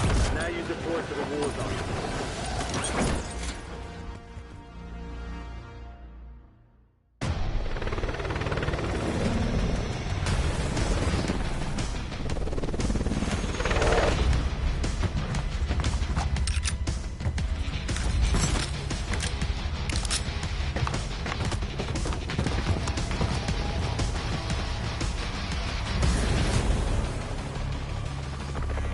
Resurgence. Survive to redeploy fallen teammates. Kill to bring them back fast. Your team leader. Set a drop point for your squad soldier. Moving. Visual on the device.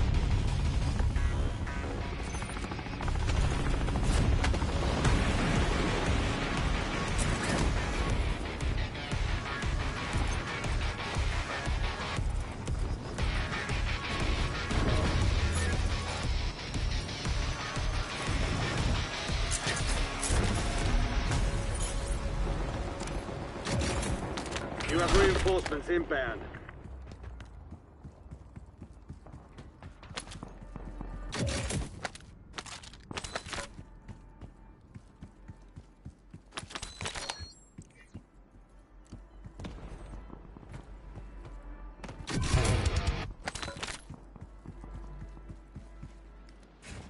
Enemies are dropping into the area. Watch the skies.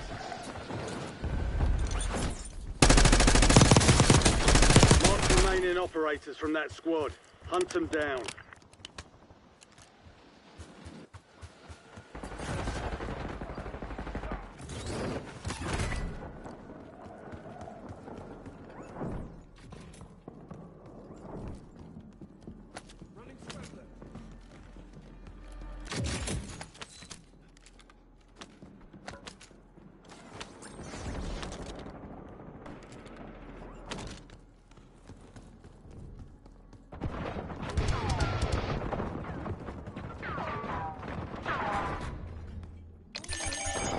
Enemy soldier incoming.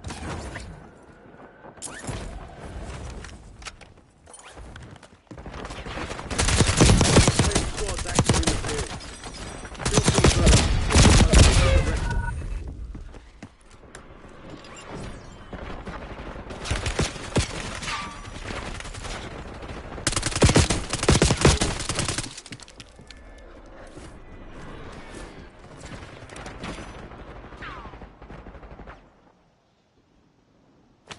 You're getting another chance.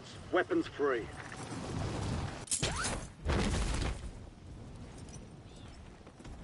Moving here.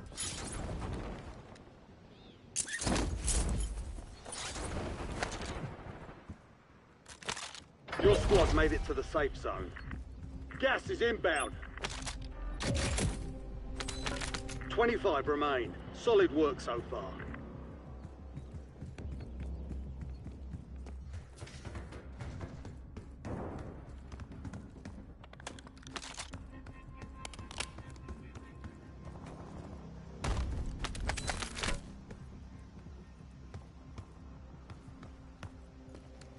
I saw the light there. Enemy UAV overhead.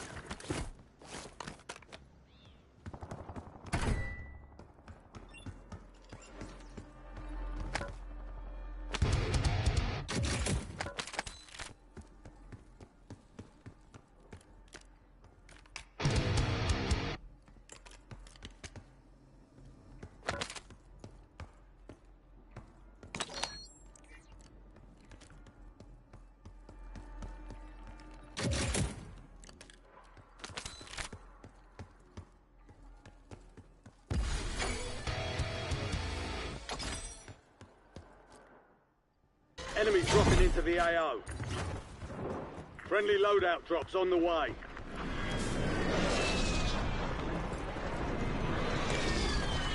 Got movement.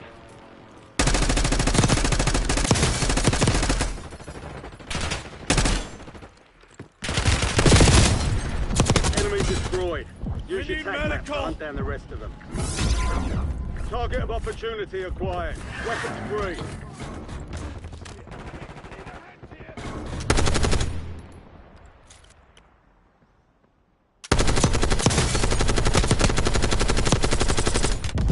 I'm hit!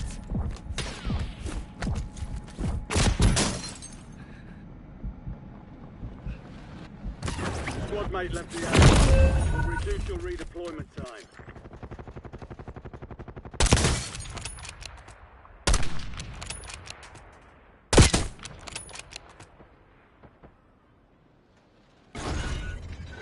"25 remain. Valiant effort. Keep your head up and return to base for debrief.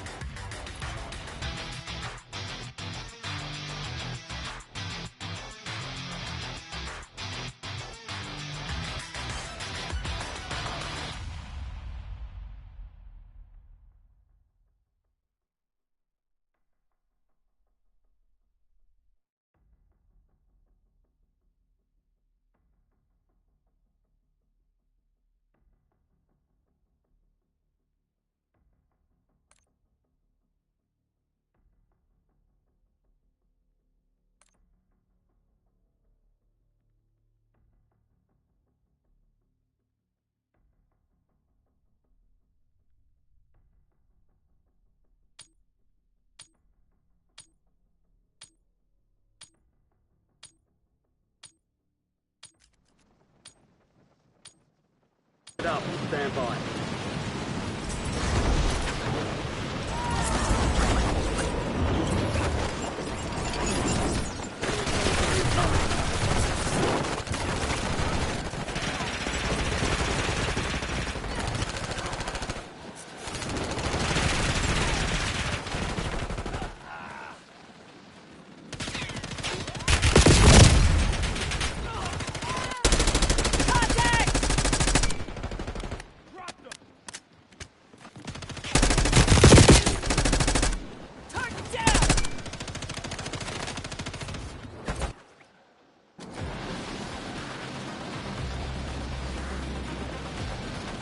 Playtime's over.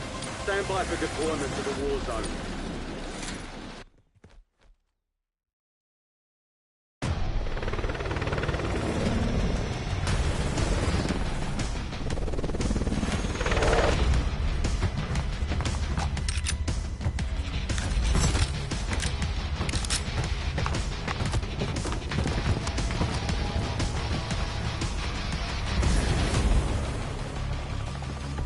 Resurgence. Survive and your team can redeploy. Eliminate targets to bring them back faster. Alright, soldier. Mark a drop point for your squad and go get after it.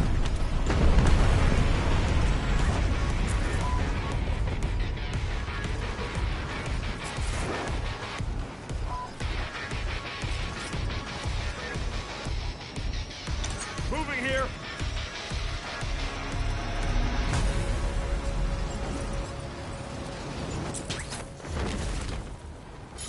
Enemy dropping into the AO.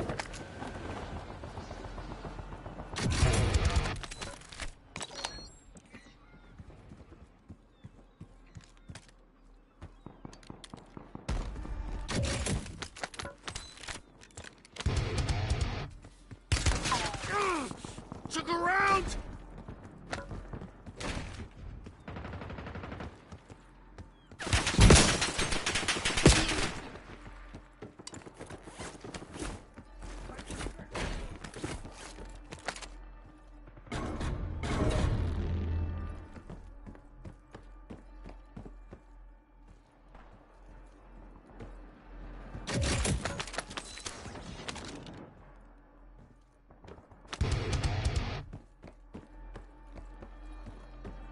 Your squad mate's back on station. Good work. Precision airstrike ready for tasking.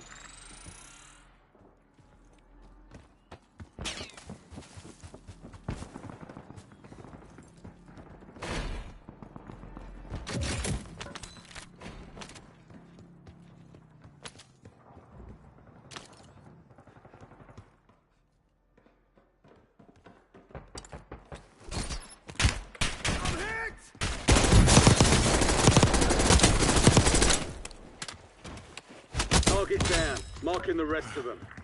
That was close.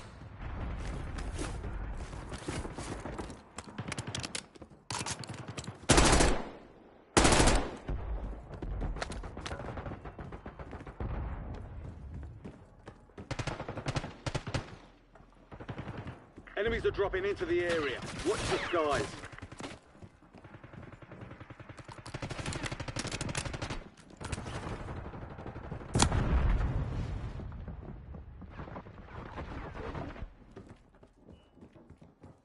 squad's in the safe zone. Gas is moving.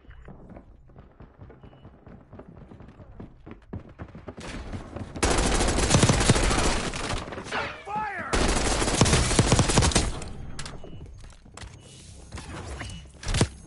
Good kill. Marking the rest of that squad on your tac map. Get hunting.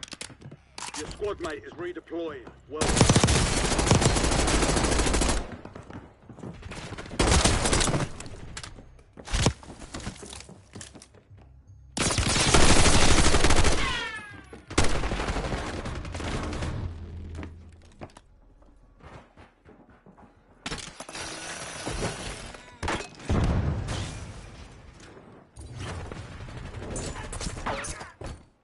Enemy destroyed.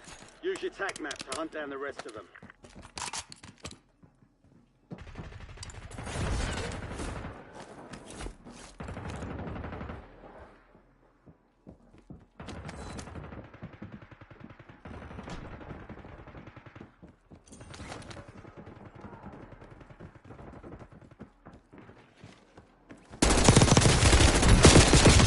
You've got a loadout drop inbound. Only 25 remain.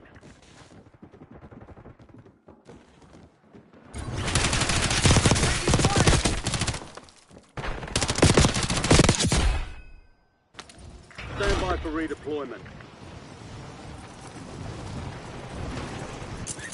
Contract's worth more than usual, so get it done, soldier. You have reinforcements inbound.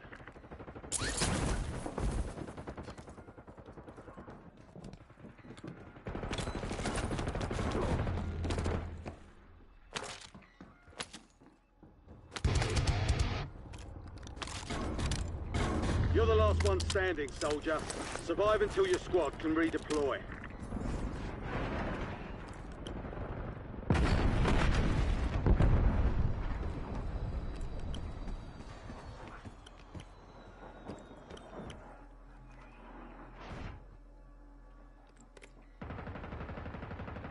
Your squad mate's back on station. Good work. We've got 10 squads active in the field. You have reinforcements inbound. Precision airstrike available.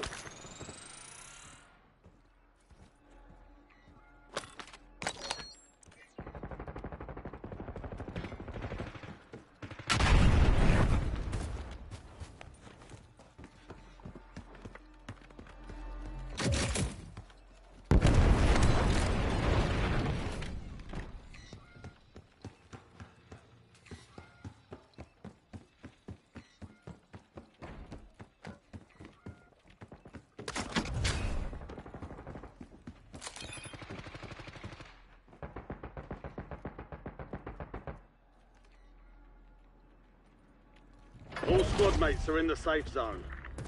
You've got gas moving in.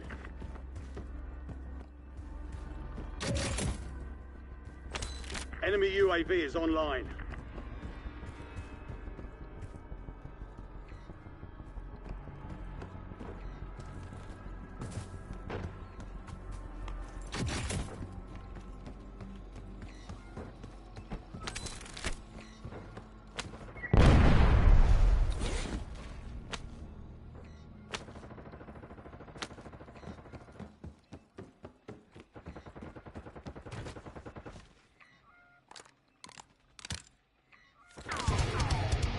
Taking fire over here.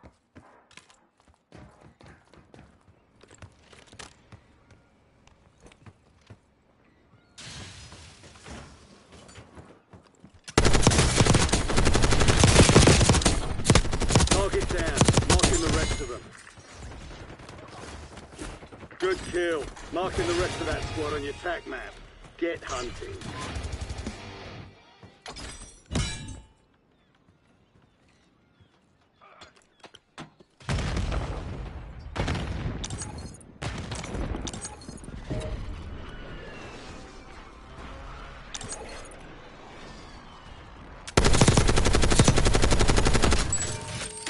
Fire sale is active. Buy station prices are adjusted.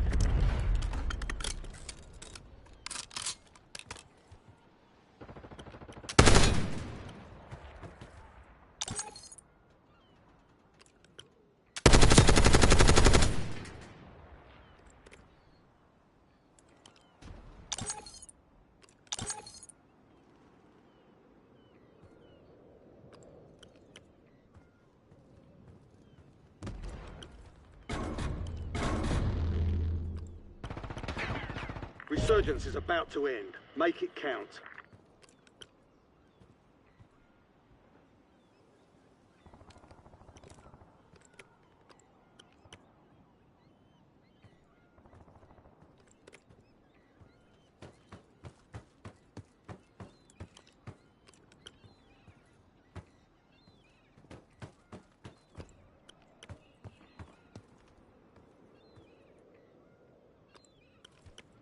Your squad's in the safe zone.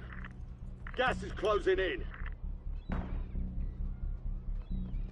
Your squad mate is redeploying. Well done.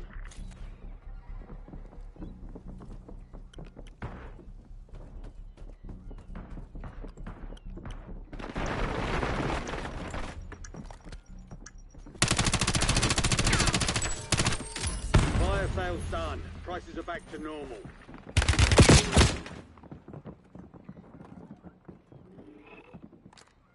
Clear another target during contract timeline.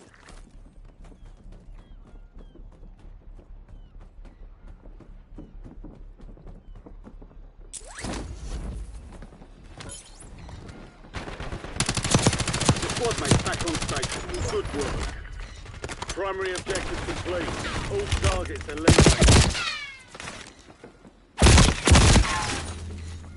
Resurgence has been deactivated. This is the end game.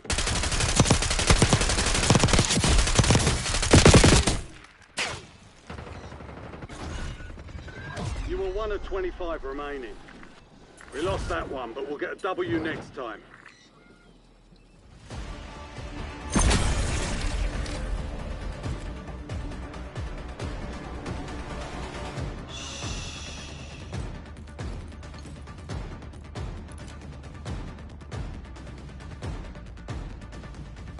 Five squads still operational in the AO.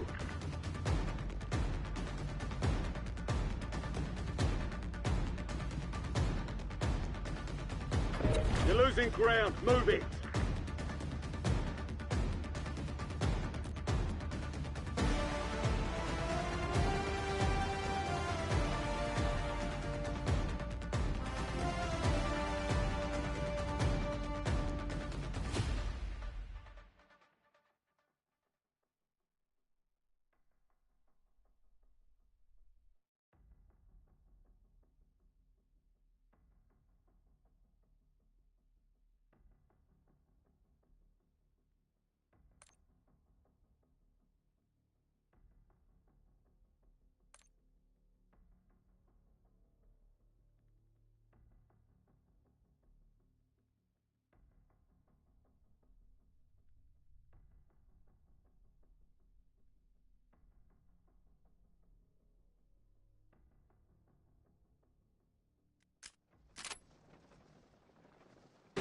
The real thing's coming soon.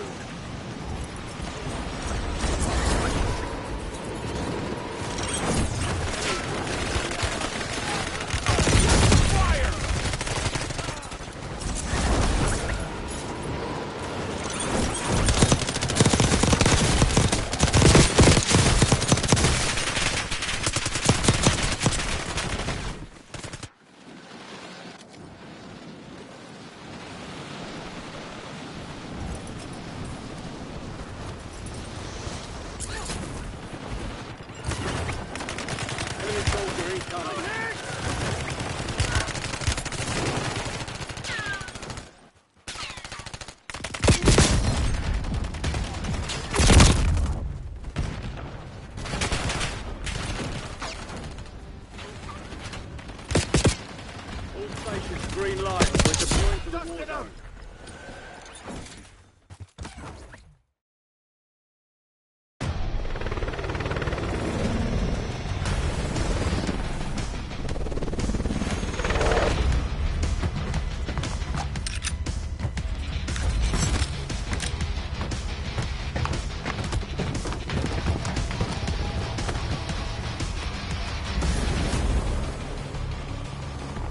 Resurgence. Stay alive to keep the squad in the fight. Your team leader. Be a squad soldier.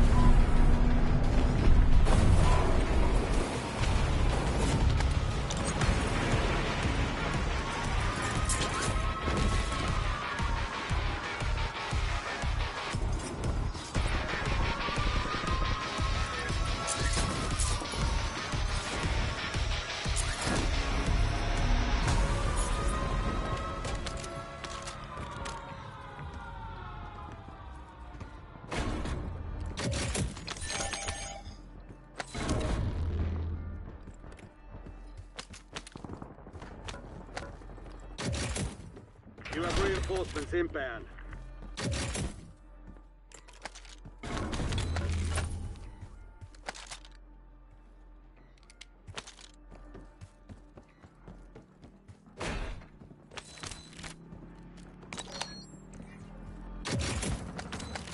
Enemy ordnance incoming. Missile strike on a nearby target.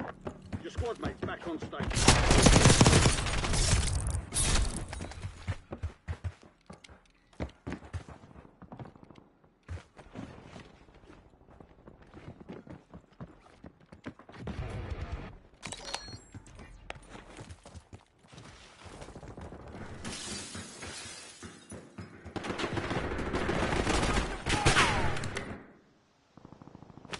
Time for vengeance. You're redeploying.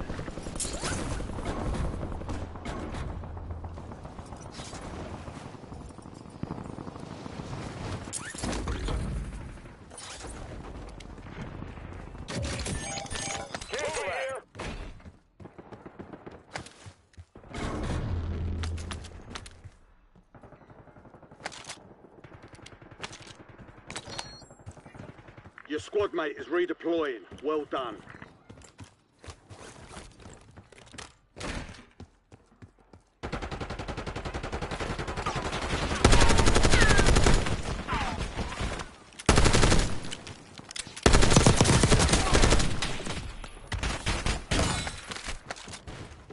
Flanking here.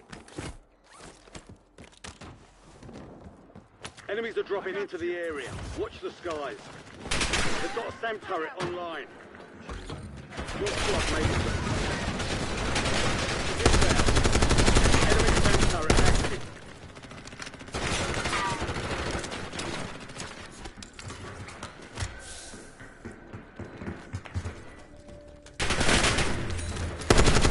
Squad mate, good work. Mark remaining operators from that squad. Hunt them down. To the ground!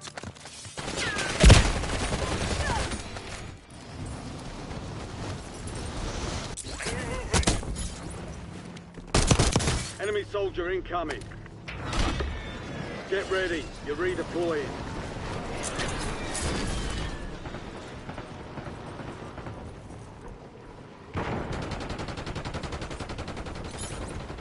We've got 10 squads active in the field.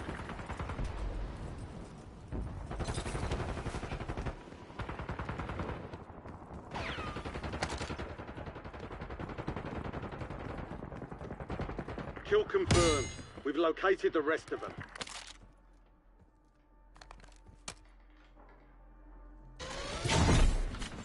Friendly loadout drops on the way. There are 24 enemies active. Kill them all.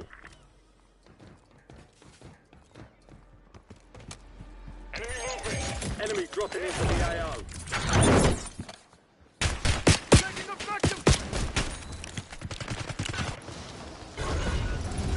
Defeat is only a mindset.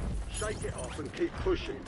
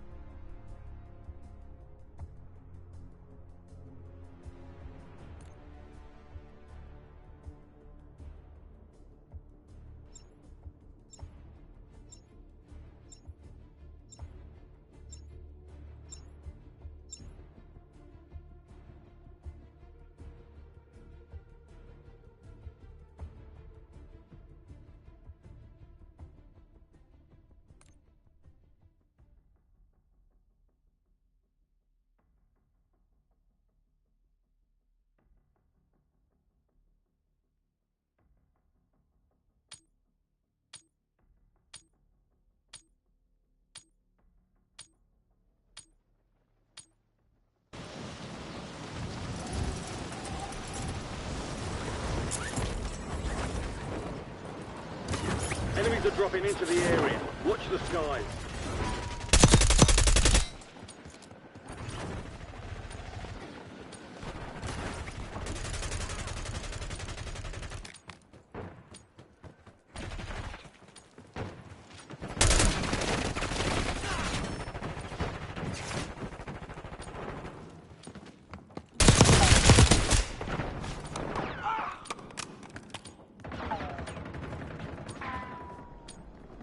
Enemy dropping into the AO.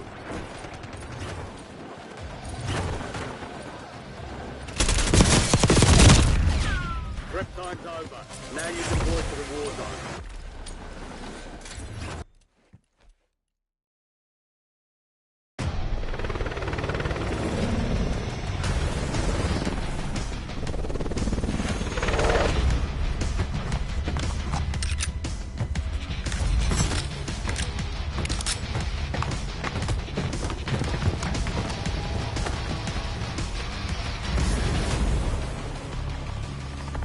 Resurgence.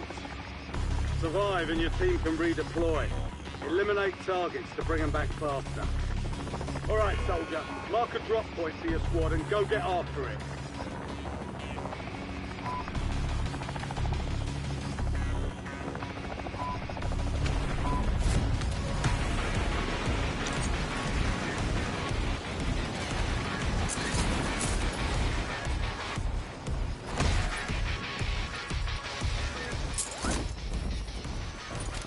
Got enemy spy drones tracking us. Let's blind them. Supply box UAV is on the way. Eyes on enemy spotted. Contract failed. Stand down.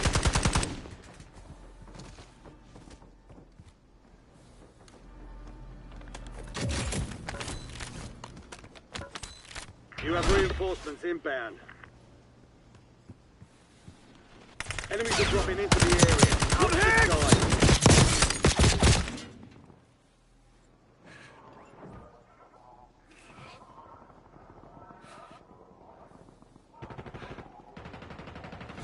I got you. Hostile shooter. Here's your waypoint.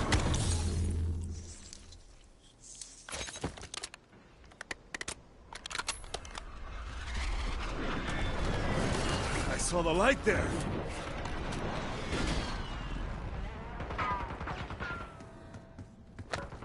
Your squad mate is redeploying. Well done.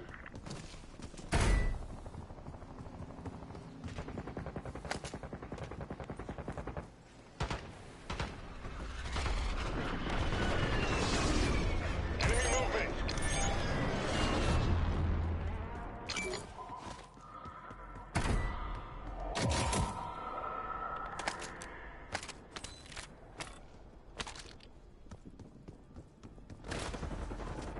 Your squad mate's back on station. Good work. Hostile UAV in the area.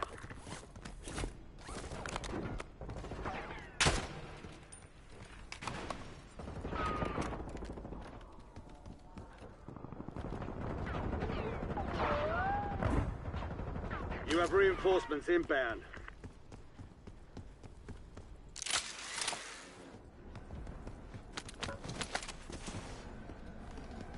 Taking effective fire!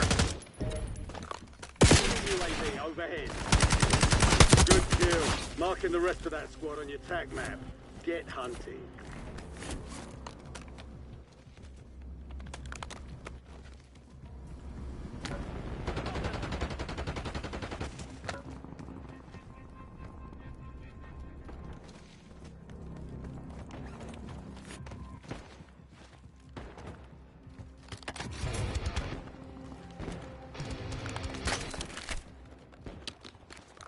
Drones are down and out. Excellent work.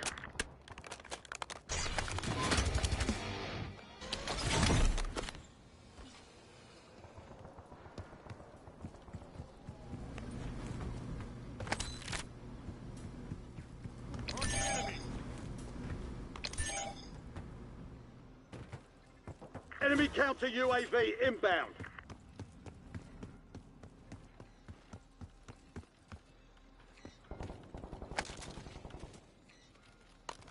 Hostile shooter.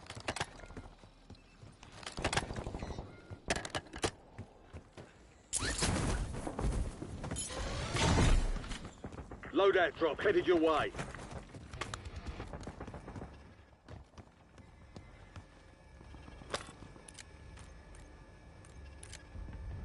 UAV available for tasking. Enemies are dropping into the area. Watch the skies.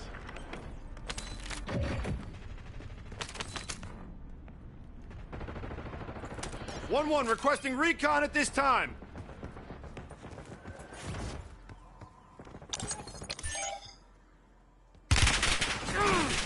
Took around.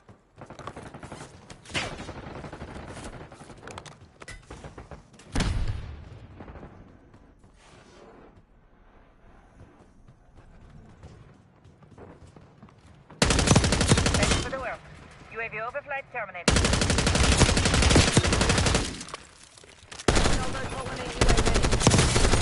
Target down. Marking the rest of them.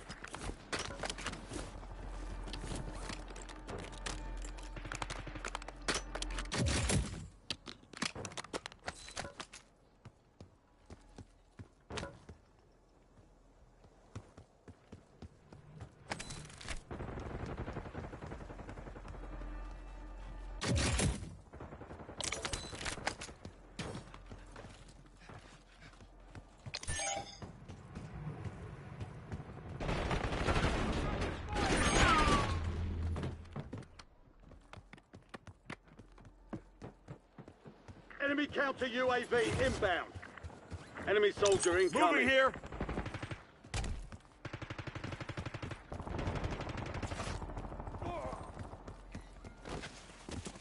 Your squad mate is redeploying. Well done.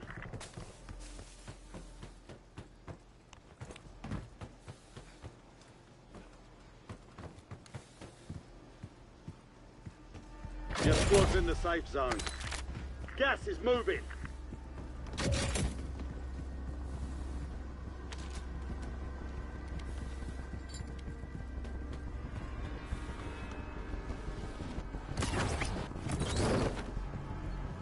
Eyes on enemy.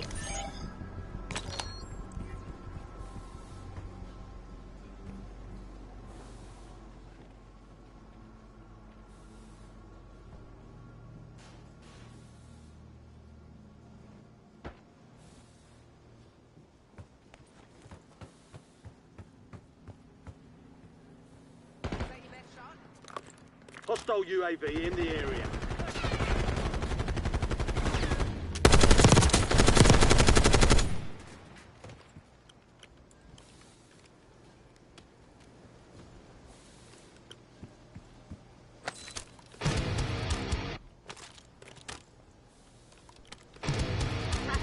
Launch a UAV.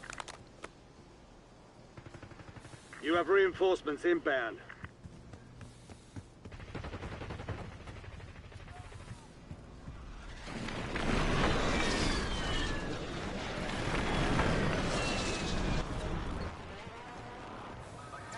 Enemy dropping into the AO. Fire sale active. Buy station prices have been... There's an increased payout for this job.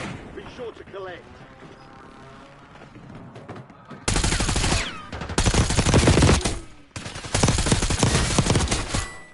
Stay alive.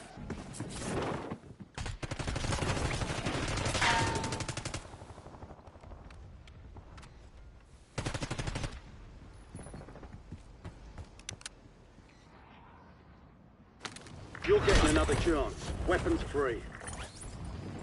Resurgence window is ending. Watch your six.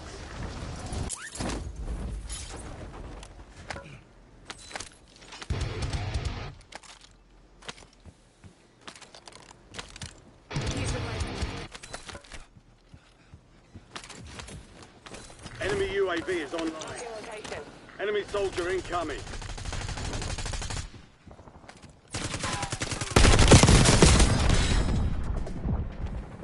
Hostile UAV in the area. All squad mates are in the safe zone.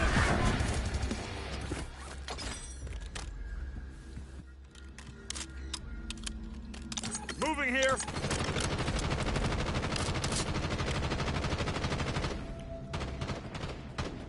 Enemy UAV overhead.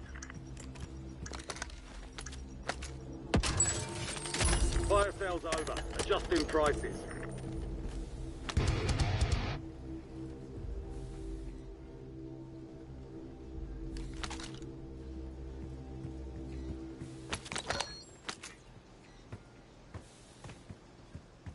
TACOM, get a UAV in the air.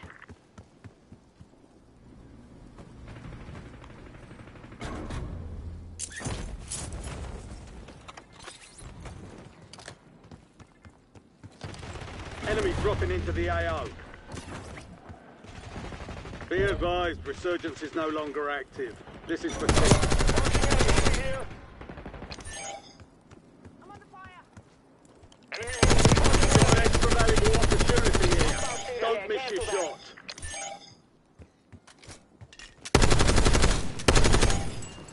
Your squad mate's back on station. Good work. I got you.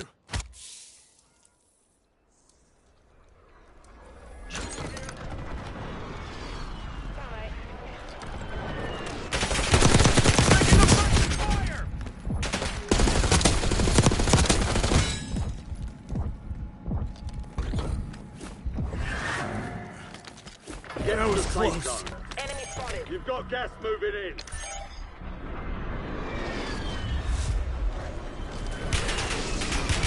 I'm hit!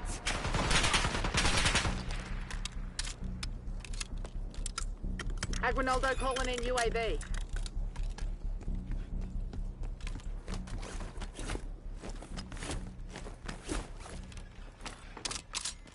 UAV standing by.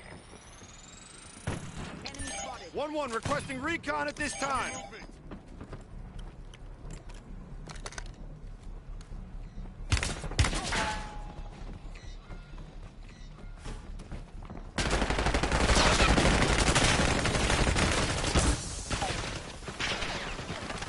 I got you. Taking fire. TACOM, we're flying on cue. UAV returning to tank.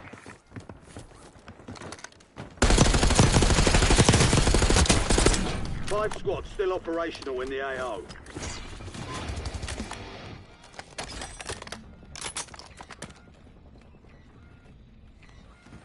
Head to the safe zone. Gas is closing in. Moving here.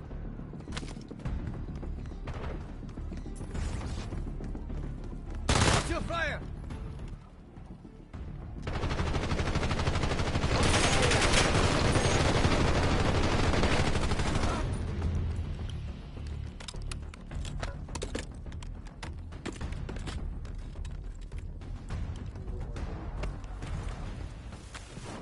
Eyes on enemy. 10 remaining. Keep pushing.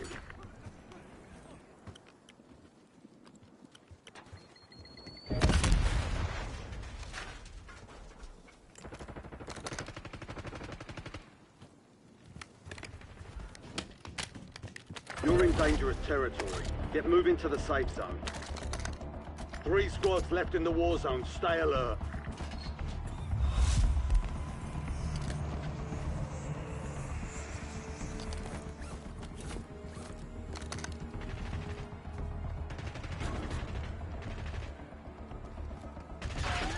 Got 4 remaining. Stay sharp. Resurgence has closed. No more second chances.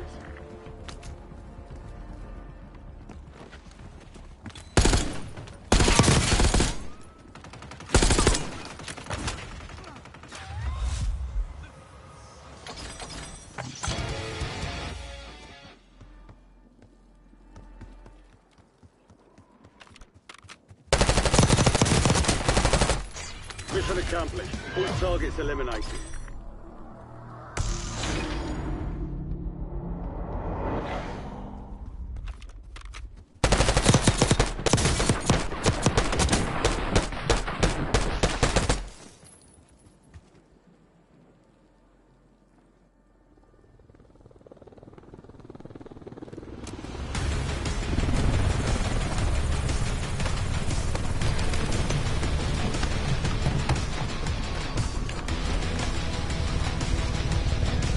Good game, squad.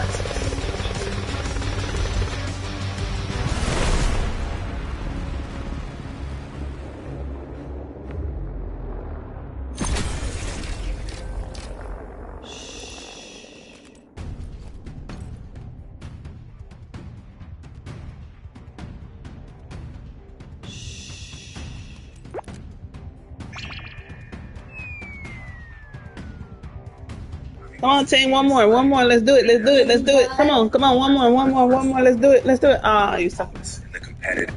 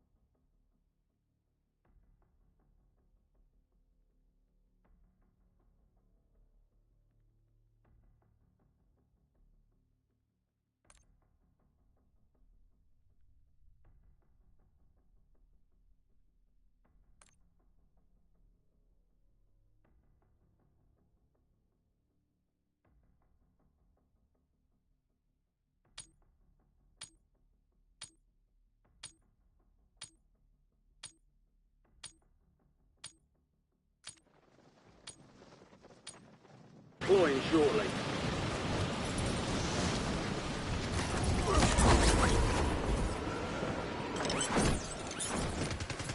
Enemies are dropping into the area. Watch the sky.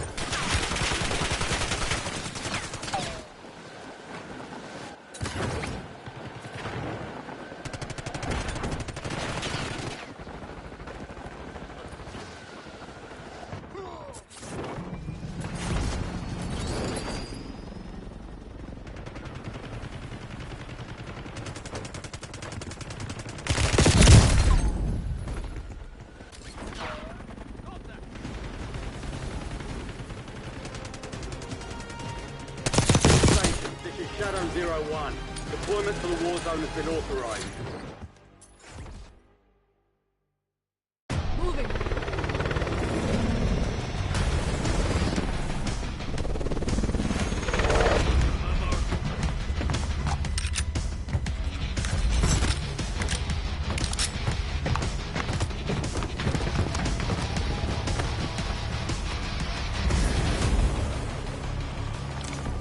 Resurgence. Stay alive to keep the squad in the fight. Mark a drop point for your squad and hit the silk.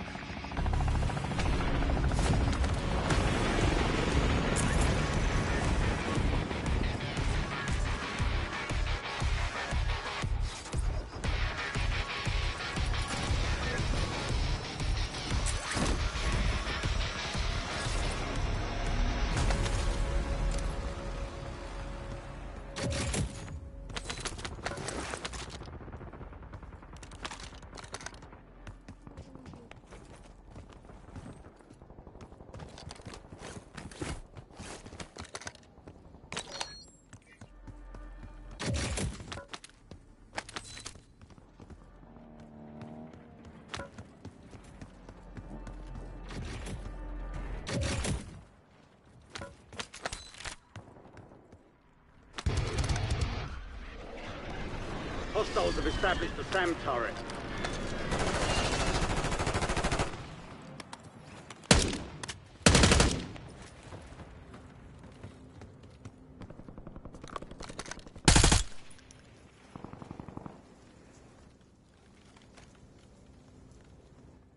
Enemy UAV is online.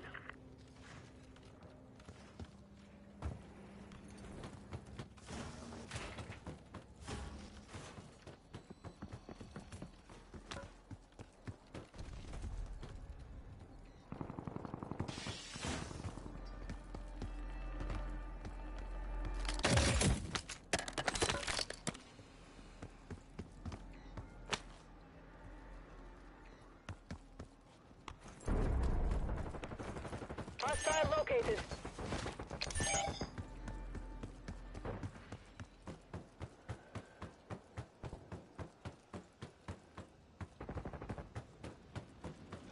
Enemy dropping into the AO.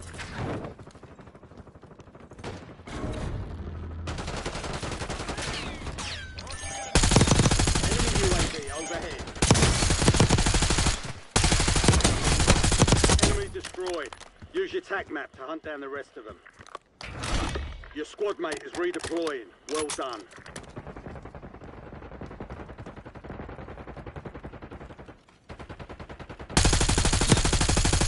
Your squad made it to the safe zone. We're losing ground. Moving. Kill confirmed. We've located the rest of them.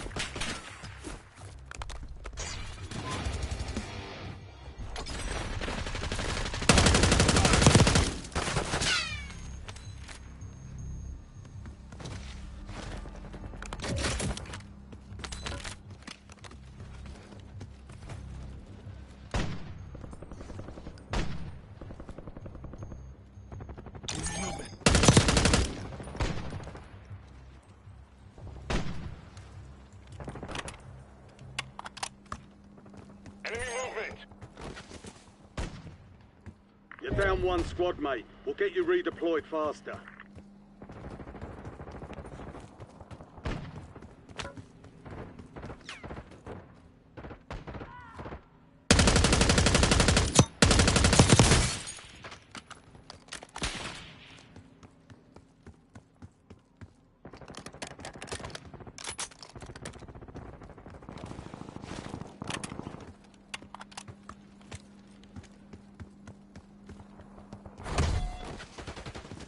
Friendly loadout drops on the way.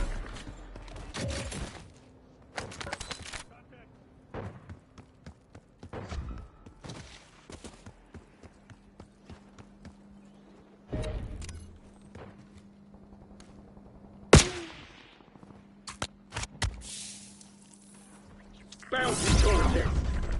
Updated intel on new target. Intercept and eliminate. Contract worth more than usual, so get it done, soldier.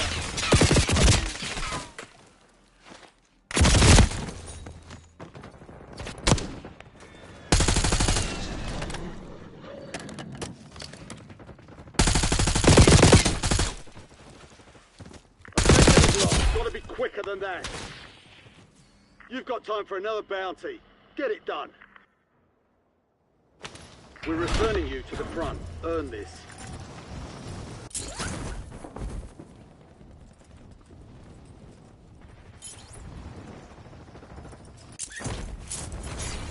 Target's gone. Stolen out from under you. Solid work is aiding the enemy. You're clear for now. I got you!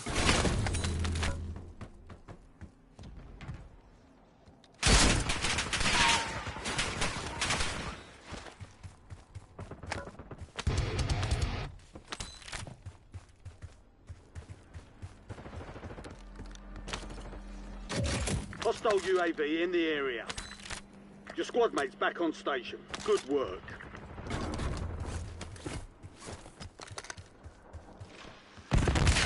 I'm hit!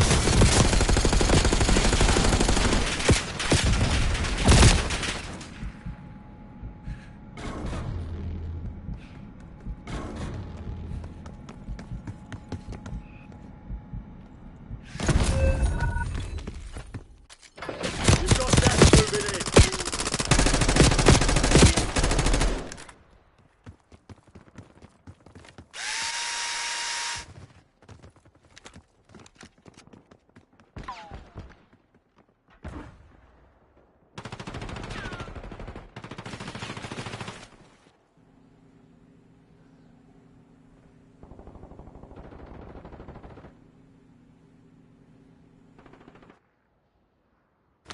You're back on station. Go get after it.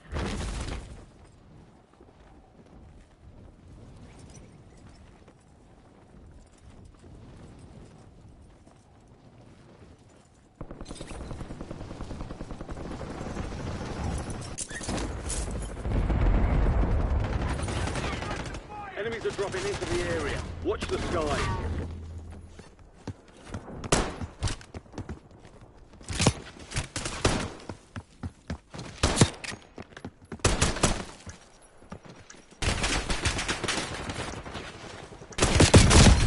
Orders rescinded. Resume normal operation. Fading here! To the ground!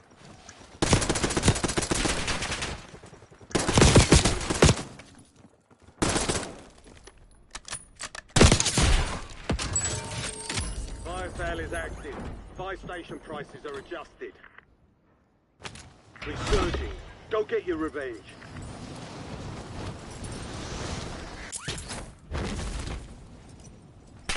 Enemy tank turret active.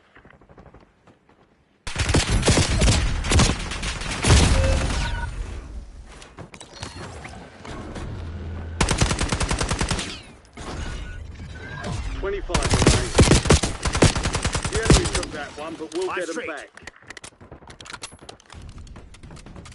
Get ready. Resurgence window is about to close.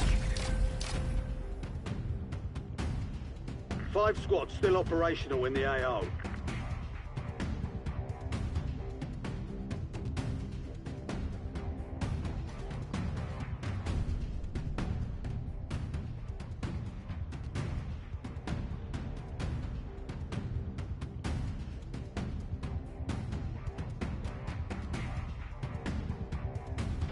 Gas is inbound.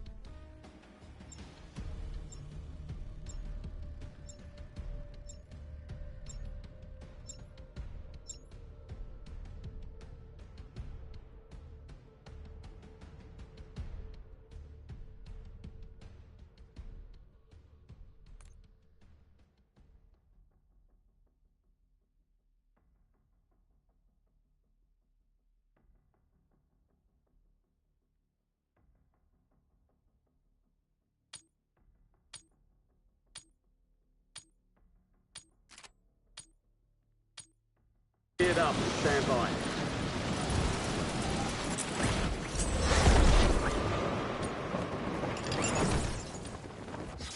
Enemy soldier incoming.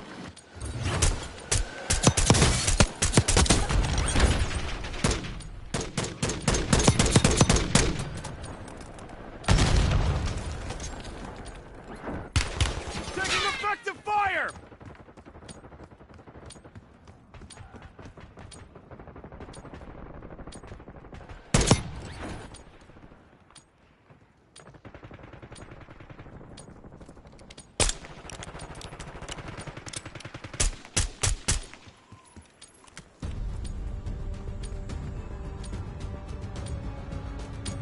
All stations, we are green to go. Stand by for deployment.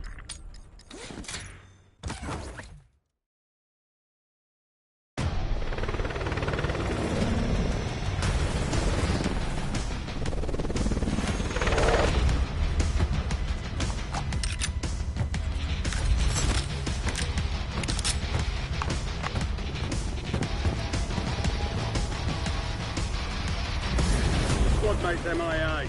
We're reducing redeployment.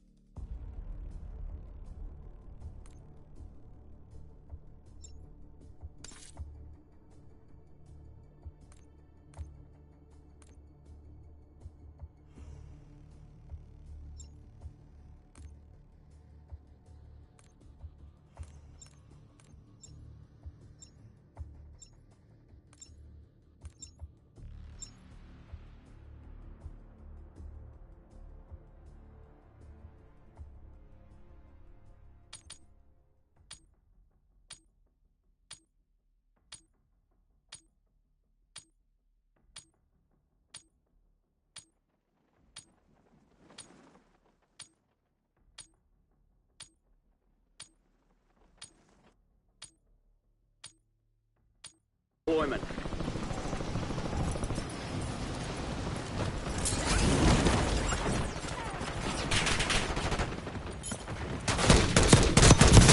Dropping into the area. Watch the skies. Enemies down!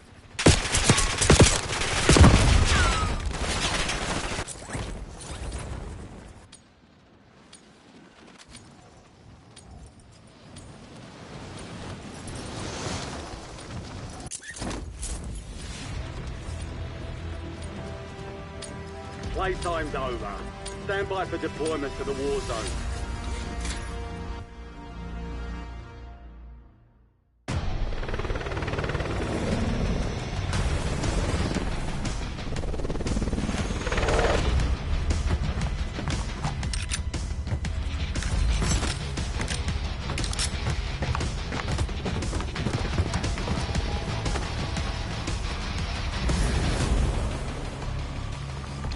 Resurgence. Survive to redeploy fallen teammates. Kill to bring them back faster.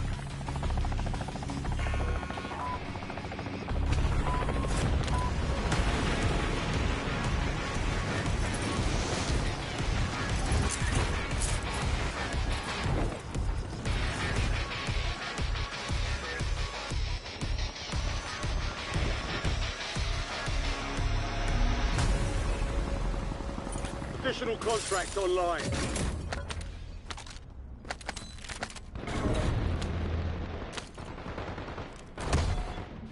Got movement.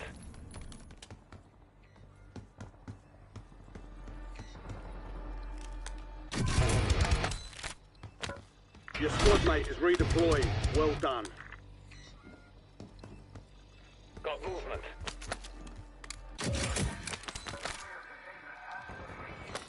UAV available for tasking. To the ground!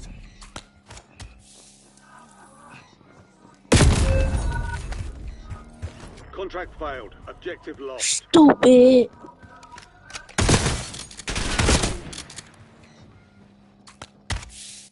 All bounty targets destroyed. Hell of a job. Get ready. You're redeploying.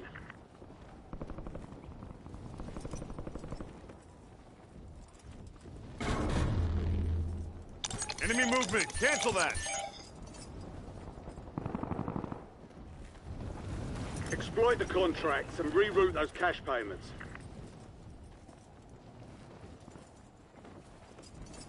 You have reinforcements inbound.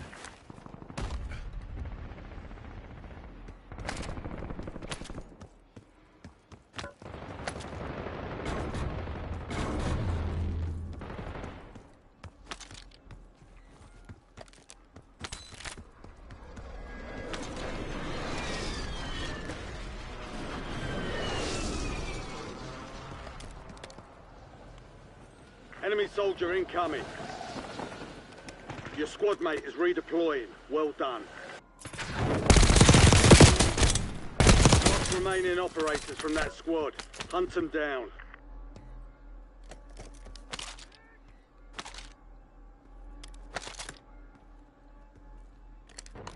Your squad's in the safe zone. Gas is closing in.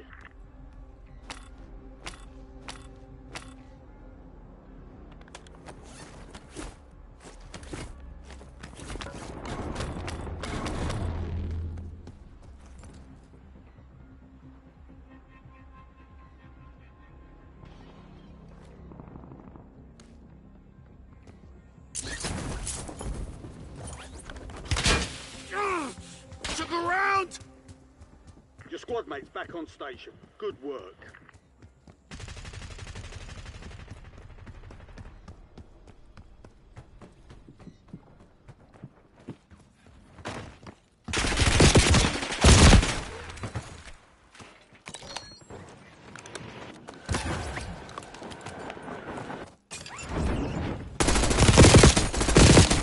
Your squad mate left the AO. We'll reduce your redeployment time. They've got a SAM turret online.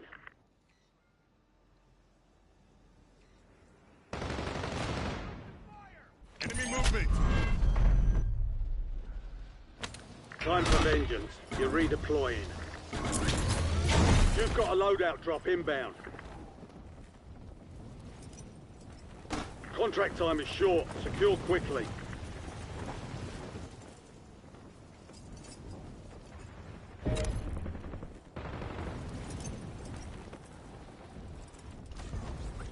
You have reinforcements inbound. Bound contact. Change of plan. Find a new target. They're all yours.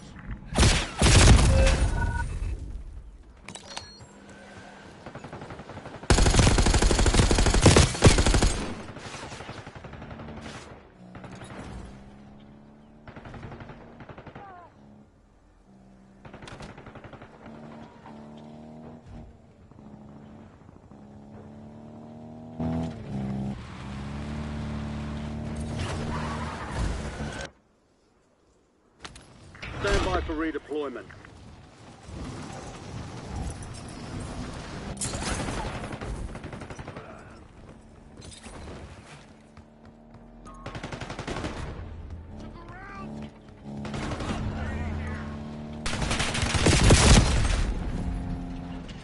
Enemy movement. Cancel that. Enemy movement. You were one of 25 remaining. They hit us hard that time. Dust yourself off, regroup, and get back out.